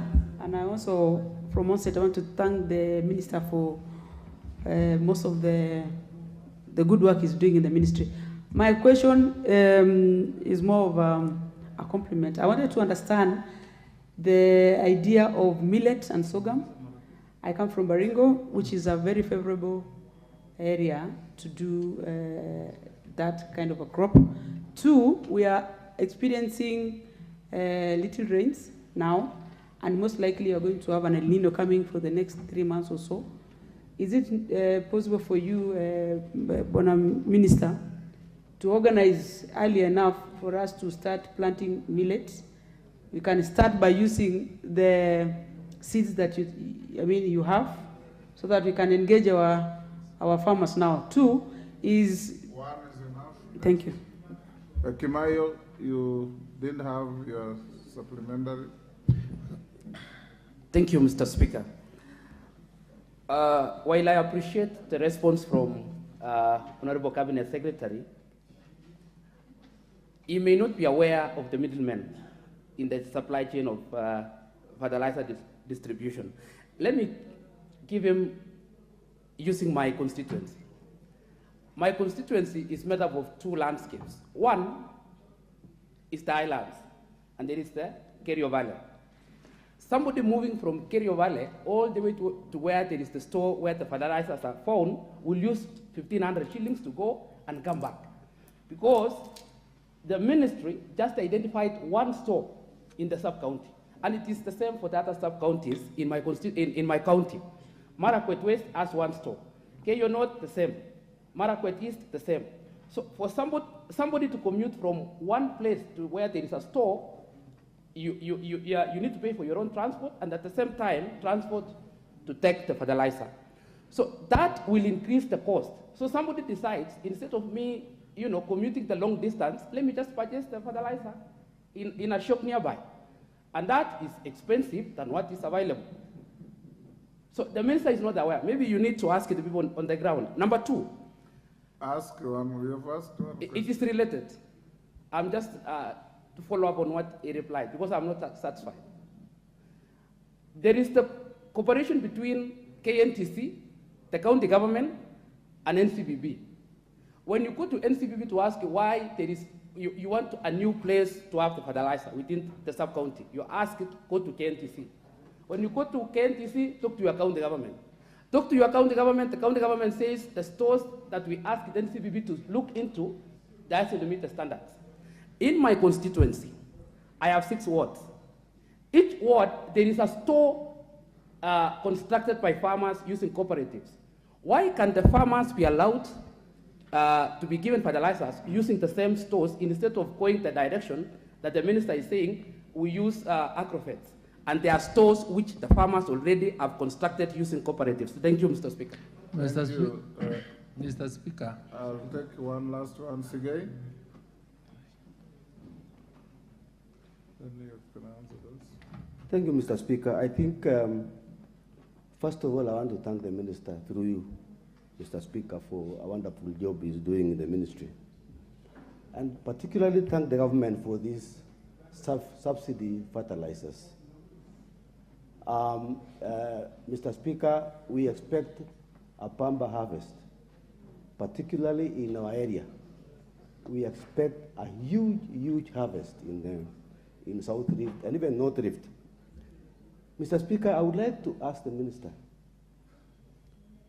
whether he has measures in place to buy this maize particularly at a good price, because we are worried, Mr. Speaker, that after this pamba harvest, our farmers will get a very good price, and we are asking the minister to really assist.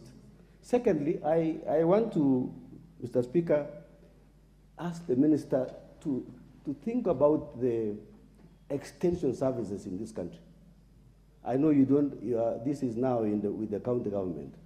As a policy maker, what measures do you have in place to make sure that farmers understand whatever we are doing, the husbandry and all this, soil testing, how to apply fertilizer, and that kind of thing? Issue. The last one, Mr. Speaker. Order, Honorable Sigay. Sorry, Mr. Speaker. I gave you an opportunity to ask one supplementary. Let me ask the last one, Mr. Speaker. No. The last one. Kigumo.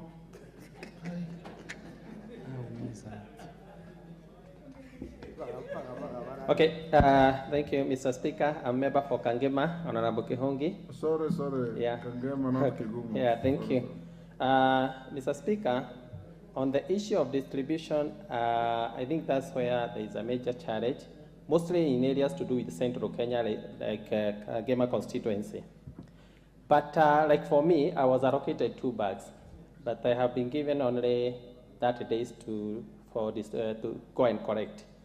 Mr. Speaker, I was thinking, as one member had put it, even though you have a plan to work with county government, we have also structures as a constituency and CDF. whereby you can just release a circular. You release a circular, maybe through the CDF board, whereby they can allow us to use the infrastructures like our vehicles, the GAO vehicles, they are all over in our constituencies, whereby when somebody pays, can now bring a receipt and we assist in distribution, because the only challenge is distribution. But we need a circular to support the payment and the use. Therefore, Mr. Speaker, I was asking if we can just use as a litigation measure, because we have only 1 month. But with that circular, some people are coming to us, Mr. Speaker, asking us, why don't you support us with your vehicle? But I cannot be able to use the CDA vehicle or the GOV vehicle unless now we can be able to support through a circular from the government. Thank you, Mr. Speaker. Minister, most of those questions are related and are on policy. You can combine them and tell the House what you are doing. Mr. Speaker, I want to be properly understood, because I did not say that we are using agrovets now. I've gone down this country, different counties, and the most recurring question or challenge is that we are walking very long distances to get the fertilizer. I would want really this House to appreciate that the process of coming up with the registration of farmers with the system to give fertilizer did not really, we've been in office, or we started this thing in January. In just starting 5 point Minister, something. you said you are mapping out agrovets so that you can use them for distribution. Members are saying they have alternative facilities available in their constituencies up to wards. Would you consider using those available facilities instead of agrovets? Mr. Speaker, my mapping of agrovets is for the future. It's not now. It's the long term, so that this matter is sorted once and for all. But now, because it is urgent to ease the problem of transport, is why we have worked out with the governors. Remember, it is, if we are to deal with the CNDF for now, we will require certain mechanisms, because I don't think the CNDF allows you to go and hire a store. The governors, by the nature of the devolved function of agriculture, we work very closely, and they have money. So they can easily pay a temporary store for 2 or 3 months, because it is not very expensive. And then I will just carry or hire a temporary staff and be able to give them the laptop or any other equipment that will be able to access our e-voucher system for them to redeem. Because I will not allow any fertilizer being given without going through the e-voucher system. If it is out of this e-voucher system, I can tell you that we've now been able to give 3,200,000 and very specific numbers.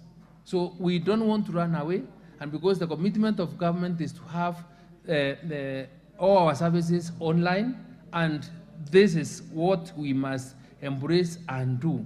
But in the fullness of time, we will be able to achieve a system whereby at a maximum of around 2 or 3 kilometers, you can go to the nearest agrovet and take your fertilizer through the redemption by use of the e-voucher. That's the long term. But for now, and having to or required to address the challenge of distance, that's why we have brought in the governors, and we have agreed with them on what we need to do, and the remaining period for us to get fertilizer is too short, because we want fertilizer on the ground and with the farmers before the end of next month. Mr. Speaker, a number of questions have been raised, but let me also mention that because of the good work the farmers have done, they will be appearing before the Delegated Legislation Committee, I don't know, next week, because out of the regulation through, we have brought in the request for approval of the strategic food reserve regulations, so that we are able to get enough money to buy. Government is committed, it's set aside money to buy the farmers the maize, and not only even buying, where the government is buying 100 dryers, some mobile, to make sure that we minimize post-harvest losses, and these dryers will be available to the farmers so that the farmers are comfortable. Mr. Speaker, I also want to mention that I don't know, there is a member who asked why millet. Under FAO, this is the International Year of the Millet. And being the International Year of the Millet, and we have to do a lot of lobbying because FAO is promoting the growth of the different types of millets because of their nutritional value. We are to lobby and discuss with the others because it's an area we want people to embrace and get to know about to get the conference being held in Kenya. So it is out of lobbying, it is out of the recognition of how important millet is by FAO and being a strategic crop that is being promoted all over, that we have the millet conference here on the 31st, on the 30th, and 31st. And many heads of state are in support of this. August that first. There is a member of parliament, a member who asked whether governors will use this as a campaign tool. This will not be used, and I don't believe it will be used as a campaign tool. Because what we are saying is that the governors just provide us with the store. She's not the one to continue distributing. We are sending SMSs with the voucher numbers to every farmer that is registered to visit the store to go and pick. And for your information, as long as you are within the data system, our data system, even if you come from Kericho, and for example, you want to pick your fertilizer from Mombasa because you have another farm in Mombasa or in Kisumu, you can easily be able to access fertilizer from any part of the country. So it will be the decision of the farmer where to pick, but we have brought in the members of the leaders of the county governments for convenience. Why aren't we using the Ngao infrastructure to provide, to give the fertilizer? This came from, I think, Karemba. The cost implications, however much I appreciate what the Ngao has done, because they really supported me in the registration of farmers and the good work they have done. Remember, they are very well spread, but we really do not have that finance. Parliament has not appropriated money for that purpose, and we would not want to operate in an area whereby we spend public finances without the authority of Parliament. But out of small resources or little resources that can be within our normal budgetary allocation, we can be able to hire some other 50 or 100 temporary staff, which we can be able to keep or post to the stores that the governors will have opened, and then they will be able to be our officers that will be reading fertilizer. Remember, the fertilizer is not free. So for that matter, the chiefs or the ND or the ACCs cannot really just go taking on delivering it all over, because it requires to have a proper support system or technology system for it to operate. You must be having proper network. And I think I answered it together with the gentleman who asked whether we are using technology. Whatever we are doing in the distribution of fertilizer is we are leveraging on technology, and that is why we are not getting in contact with very many people. It's the farmer who gets his information and goes at a time when he wants, and redeems it from anywhere. So it is technology that is we are appreciating here, and what is really assisting us. I don't think the distance I've covered, or now we want to cover the distance. Mr. Sigei, this is something to do with the extension service. And I think it's important for the members to listen on this one.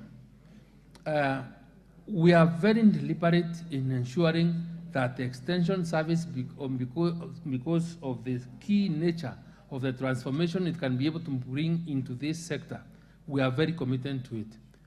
What we need and what we have to do, or tell you what we have done now.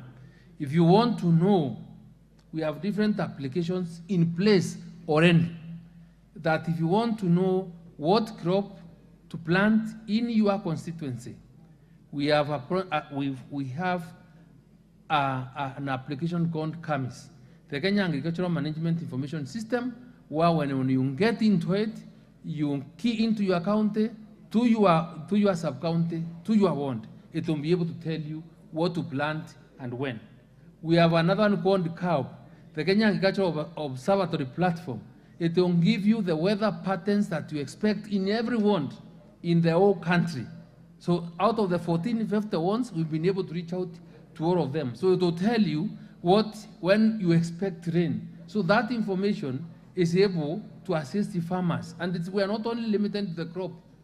No, it will also even tell you the kind of animals that you can be able to keep, and because we are almost completing also the livestock master plan. So we have, in terms of technology, we are quite advanced, because even when the already onboarded services on the e-citizen platform are now above 1,000 from the Ministry of Agriculture. We have another 3,500, which we expect to onboard before the end of the year, because there's that commitment to offer government services online. So we want to make agriculture digital. We want this to be more appealing, and these are some of the things we do, because we also want to bring even our own youth for them to know. So the extension service will be offered online, and having serious discussions with my team on how to ensure we can have exciting strategies and methods, so that we are also able to capture many people to come to our support, because the embarrassment we have gone through as a country, from begging for food, for people without going food, can only be sorted by us sitting down and discussing and taking a deliberate decision that we must all work towards making sure that the country is food and nutritional security. And it begins with us as leaders, and we have a very responsibility for each one of us to be able to feed our own people. Thank you, Mr. Speaker. Very well, Minister. We have another minister queuing.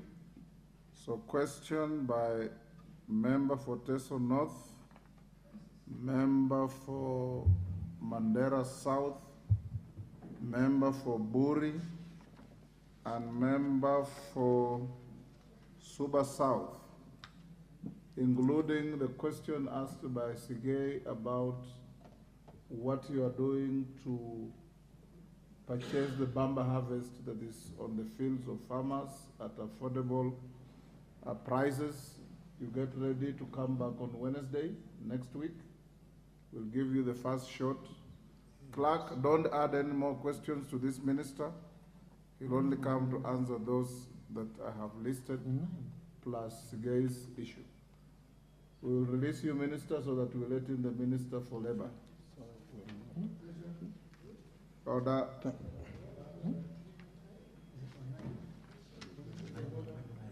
Next week.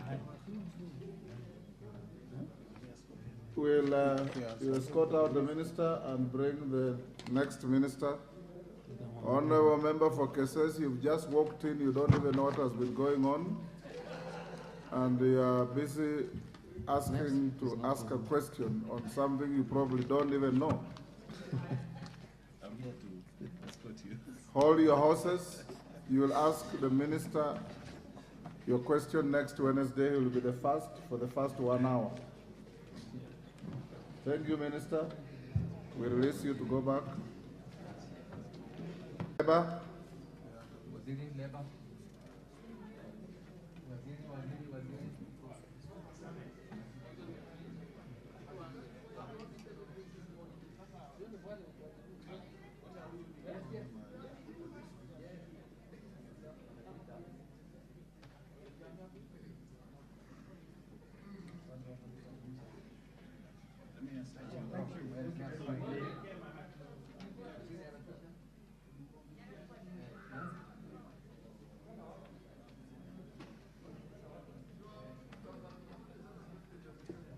Where is the Minister for Labor and Social Protection?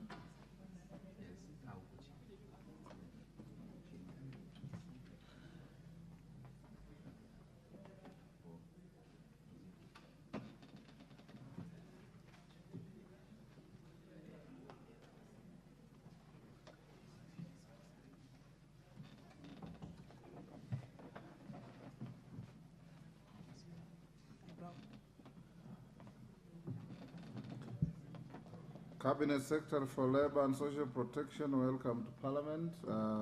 This is your opportunity to answer several questions listed to your ministry: 1, 2, 3, 4, 5, 6, 7, 8, 9, 10, 11, 12. So, honorable members, with all those questions, we'll allow the questioner and one joyrider so that we can be able to run through. The Minister, last time we expected you. You sent to the House a very casual note about not being in the count of Nairobi, and both the majority and minority leaders in the House took a very dim view of that kind of attitude. Next time we are told you're out of the country, so you may start by tendering an apology to the Honorable House and Honorable members who had questions and who had done their research to make interventions. As an old colleague in the House, you know the premium you put to the need to appear before this House to respond to any issues by the people's representatives. Minister. Thank you, Mr. Speaker, and honorable members. Thank you for this invite to answer questions related to the Ministry of Labor and Social Protection. Mr. Speaker, my apologies. It was not intended to disobey this House. It was my first presence that I was going to make. I gave the notice not to appear in a short notice, which I apologize, and next time I'll be able to give an apology early enough to notify the House. Thank you, Mr. Speaker. Apology taken. What is out of order on that? Yegon? Thank you, Mr. Speaker. I wonder what the minister is right that next time she's going to give an early apology. Is she expecting not to come again next time? We will not allow her to choose when to come and when not to come, or when to apologize or when not to apologize. Minister, when the House requires you to be in the House, you drop everything and come. For us to have set Wednesday, we even synchronized with the executive that there are no cabinet meetings on Wednesdays. So Wednesdays, when you are obligated to be here, you have an obligation to be here. We'll let it rest there. We have several questions, starting with the member who has just asked whether you anticipate not to come and apologize. Brighton Yegon, you may ask your question 088 of 2023.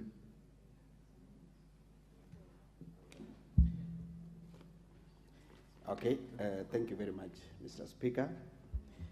My first question to the Minister or Cabinet Secretary for Labor and Social Protection.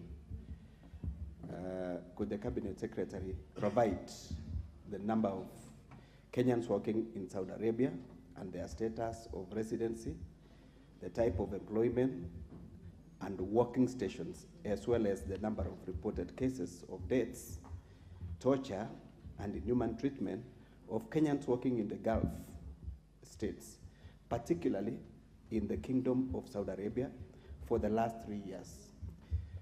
Question number 2, explain the measures the ministry has put in place to secure the welfare of Kenyans working in the Kingdom of Saudi Arabia, including the agreements that the government has with the government of Kingdom of Saudi Arabia to address the reported cases of mistreatment. Question number 3, provide details of regulatory steps taken to license the recruitment agencies that recruits Kenyan to work abroad, and in particular, Saudi Arabia. Thank you, Ms. Thank you, Madam Speaker.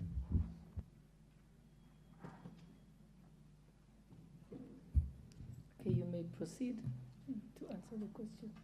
Thank you, Madam Speaker, and thank you for the member for asking the questions.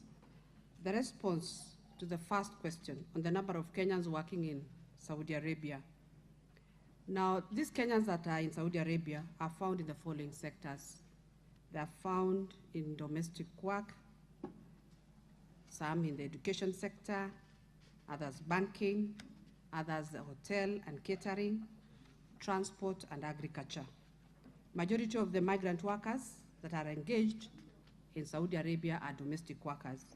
The number of Kenyans that you find in Saudi Arabia are 200,000, with 151,687 working in the domestic sector. And the distribution of the domestic migrant workers per agency is provided in the Annex 1 that is available. Now, the number of reported cases of the deaths per country, one is Kingdom of Saudi Arabia. We had 185 Kenyan migrant workers that lost their lives from 2020 to November 2022 as follows: 48 in number of deaths in 2020, 60 deaths in 2021, and 77 in 2022 from January to November 2022. Then United Arab Emirates, we had 45 Kenyan migrant workers who lost their lives from 2020 to December 2022 as follows: 10 deaths in 2020, 17 deaths in 2021, and 18 deaths in 2022. The state of Qatar, 53 Kenyan migrant workers lost their lives from 2020 to December 2022, with 26 of them in 2022. The causes of death range from illness to homicide, and the next of kin are usually or were appropriately notified of the reported death cases through the established channels. It should also be noted that Kenyans get medical attention in the kingdom. Their residency status should be legal, and those who have vacated their contracts or are known as runaways usually face a challenge in accessing health services. Disputes. A total of 175 dispute cases were reported in the last 9 months in 2023. The conflict revolved around unpaid wages, change of employer, workload, exit after concluding employment contracts, medical treatment, injury, being held in the recruitment agencies, accommodation without being allocated employment, runaway employees, residency ID, travel documents, and irregular extension of contracts. Then we have a table there. A total of 121 cases were resolved following intervention through involving parties in conflict, and their Saudi authorities where necessary. A total of 97,173 Saudi riyals were subsequently recovered and paid to the respective parties. Second part of the question, to explain measures the ministry has put in place to secure welfare of Kenyans working in the Kingdom of Saudi. The ministry has followed or done the following measures to secure the welfare of Kenyan migrant workers in the Kingdom of Saudi. One is that the Kenya government and the Kingdom of Saudi Arabia signed a bilateral labor agreement on recruitment of domestic workers in May 2017.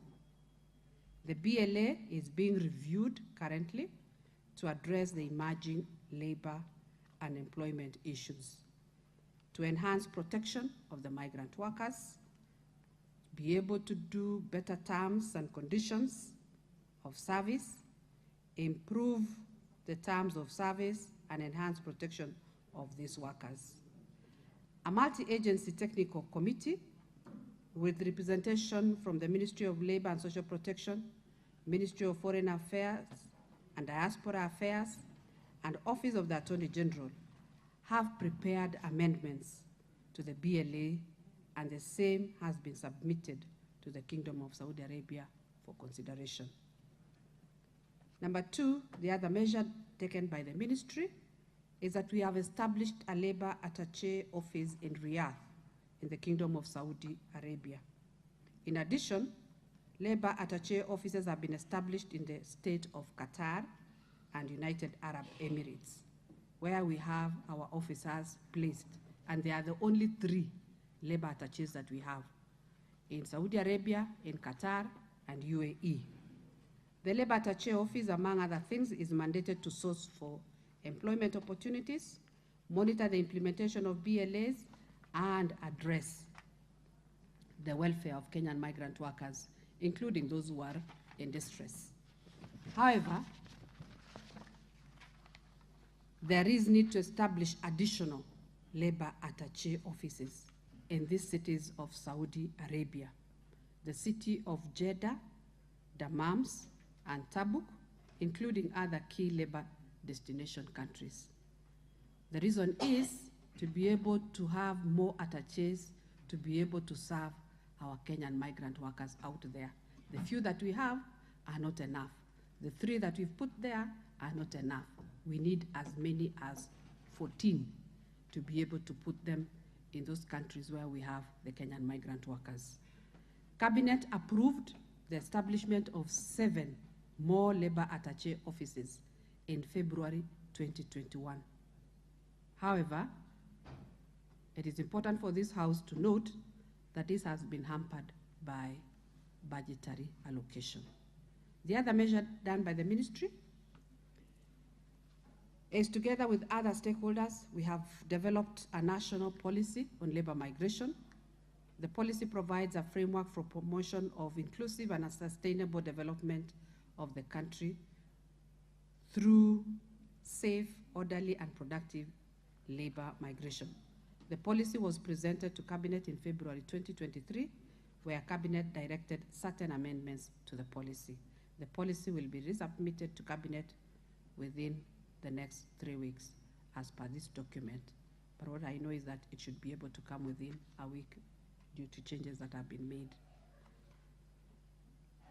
The other measure is that the ministry, in collaboration with stakeholders, have developed a labor migration management bill 2023, which seeks to promote safe, ethical, and orderly recruitment and safeguard the rights and welfare of the migrant workers.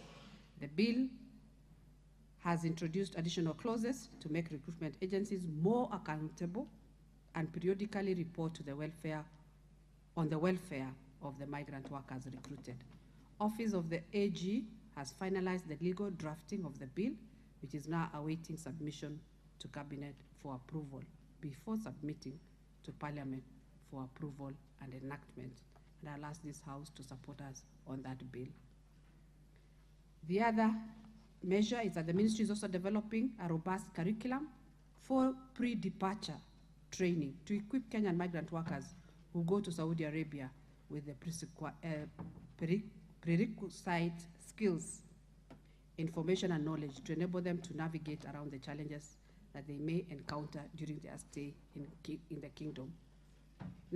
Madam Speaker, some of the pre-departure trainings that you want to equip these workers with are the skills like even the basic language, let them know the culture of the countries that they are going to, so that when they go to work there, they're able to adapt easily. The other measure is that we have identified critical institutions to be established in Kenya, that is the Migrant Workers Welfare Fund. Cabinet approved the establishment of the Migrant Workers Welfare Fund in February 2021. This fund is also provided under the Executive Order number 1 of 2023, and the main objective of the fund is to be able to provide protection, welfare, and assistance to the Kenyan migrant worker out there. The National Treasury and the Office of the Attorney General have approved the establishment of the fund under the Act of Parliament. the ministry, with support of ILO, the International Labour Organization, has carried benchmarking study covering 4 countries where such funds have been put to use, like the Philippines, Vietnam, Nepal, and Sri Lanka, to inform the process of designing and establishing a migrant workers welfare fund in Kenya. A multi-agency technical committee to steer the process of establishment of the fund has also been constituted. As provided in the manifesto, the Kenya government intends to establish a specialized social welfare kitty for Kenyan women working abroad to provide a safety net for those in distress. And as a ministry, we have developed a framework to facilitate portability of knowledge, skills, innovation, and technical resources available in the diaspora for national development.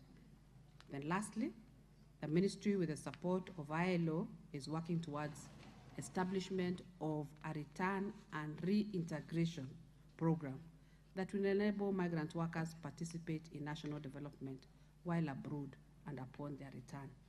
A migrant resource center has been put to use at National Employment Authority to offer redress to returnees. The return and reintegration program will focus on welfare assistance, such as psychosocial counseling, legal assistance to distressed migrant workers, labor market information, employment facilitation services, skills upgrading, saving and investment opportunities, business and enterprise development, and provision of information on health assistance referral. The other question was to provide regulatory steps taken to license recruitment agencies. The ministry has established an elaborate mechanism for licensing and regulating private employment agencies. This system has enabled the ministry to root out rogue recruitment agencies. There is an inter-ministerial vetting committee with representation from key government agencies that was established to vet all the private employment agencies in the country. The Ministry of Labor chairs the committee, and it comprises of representatives from ministries responsible for immigration, labor, security, foreign affairs, and the Office of the Attorney General. The list of recruitment agencies can be found on the attached Appendix 3.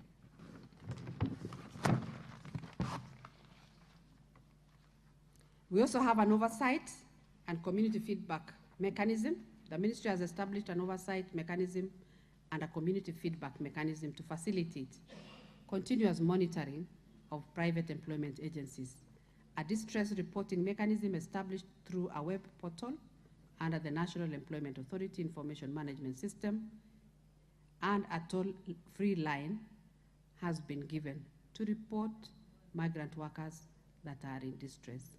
And the number is 0800 22 2223. We also are doing capacity building of the private recruitment agencies, voluntary, and we have 167 of them that have gone through this training. The ministry is implementing a program towards capacity building of the private recruitment agencies to enable adoption and adherence to the international recruitment system standards. The IRIS standard relates to the entire recruitment process, from recruitment, deployment, employment, and return, and onward migration. Already 167 recruitment agencies have been taken through the introductory part of the training, while 25 have already been enrolled in the capacity building program towards certification, while 4 have undergone through mock audit towards certification. Observations. Data related to Kenyan migrant workers to the Kingdom is very critical to inform policy formulation. However, the same information, the same data is segregated and maintained by various different agencies with no synergy among them. Hence, the estimates reported above. It would be prudent for all migrant workers to the Kingdom of Saudi Arabia to be obligated to record their entry with the embassy, to develop a database to inform policy and collect the necessary details that can help prompt intervention to the multitude of grievances received. Enhance collaboration with the Kingdom's authorities, both at the Kenyan national level and within the Kingdom, can mitigate the challenges manifested. The vastness of the Kingdom of Saudi Arabia and the presence of Kenyan migrant workers throughout the Kingdom calls for enhanced consular services of the Labor Attaché Office and possible presence in the key cities of the Kingdom. Thank you, Madam Speaker. Okay, a follow-up question. The Honourable Member for cases.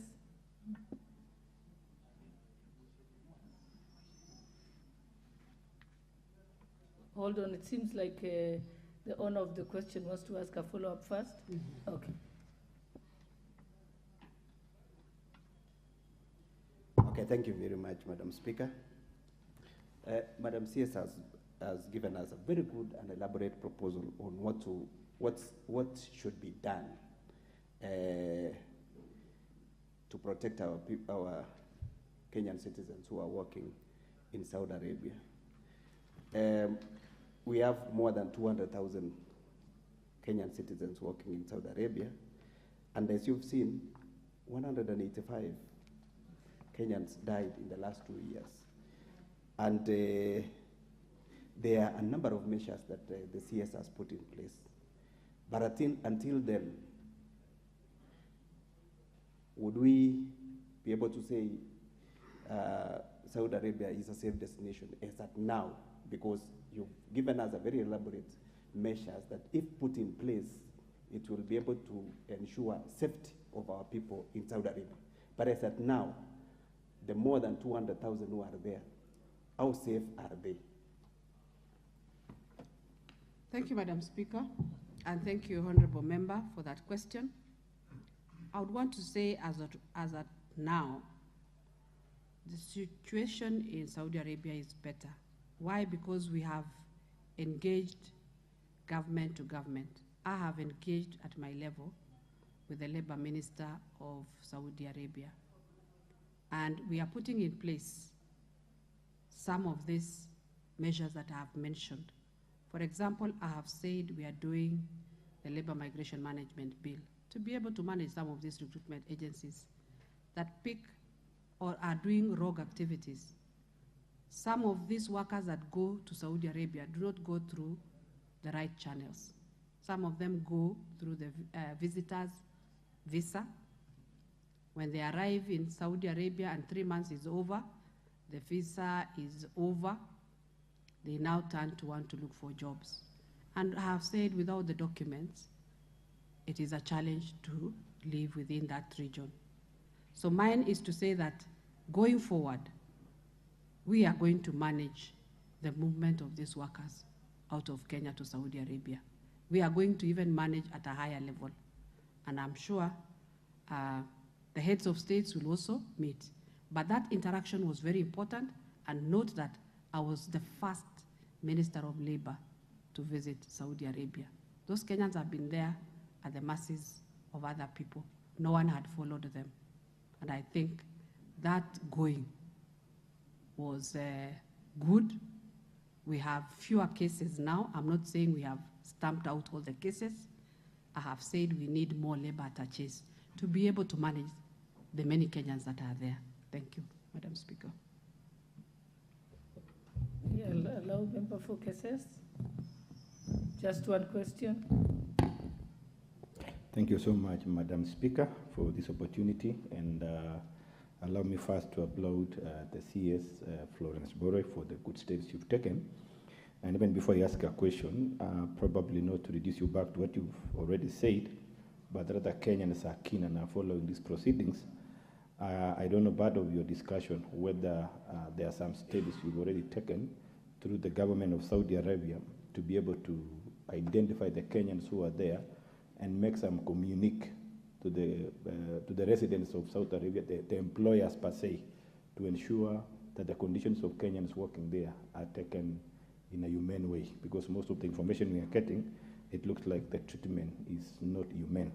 Now, last question I would want to ask, probably, that you are here, and it's within your toolkit.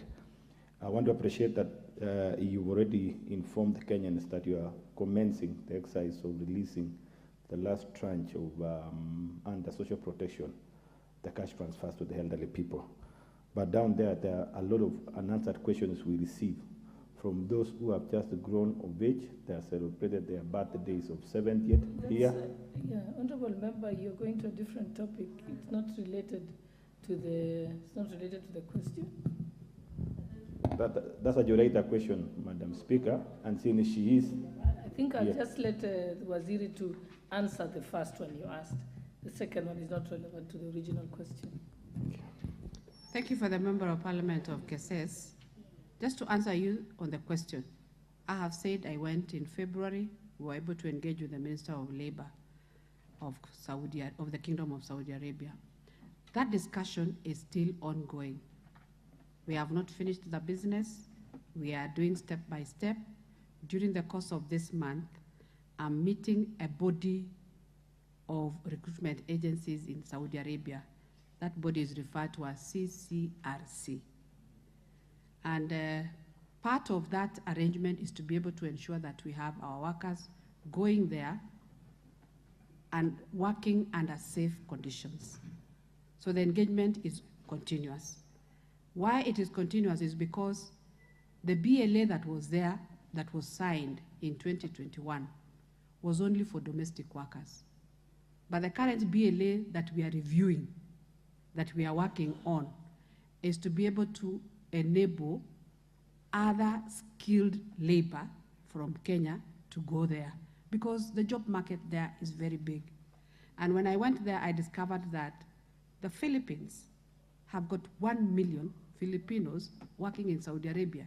As we're only talking about 200,000, we should be able to fight for that market, even us. Ours is just to be able to brand our Kenyan workers, who are very good. We have the NYS, we have the youths that have been graduating, we have many unemployed Kenyans, up to 5 million. And most of them are aged between 15 to 30 years. What are we going to do with those Kenyans that are looking for jobs? Let's look at the positive sides. Let's minimize the negative that we are getting, and let's ensure that we protect our workers. Of course, we are also going to benchmark with these other countries that have workers in this region. We've said the Philippines, there are very many there. I'm sure with the new developments in that country, we can still get space for our Kenyan youth. There is a new city that is coming up called Neom. They need workers, they need security, they need people to work in the construction industry, they need drivers. The job orders are many. And the other day, one of the companies from the Kingdom of Saudi Arabia gave us a job order of 10,000 Kenyan workers, which we should provide by looking at the skills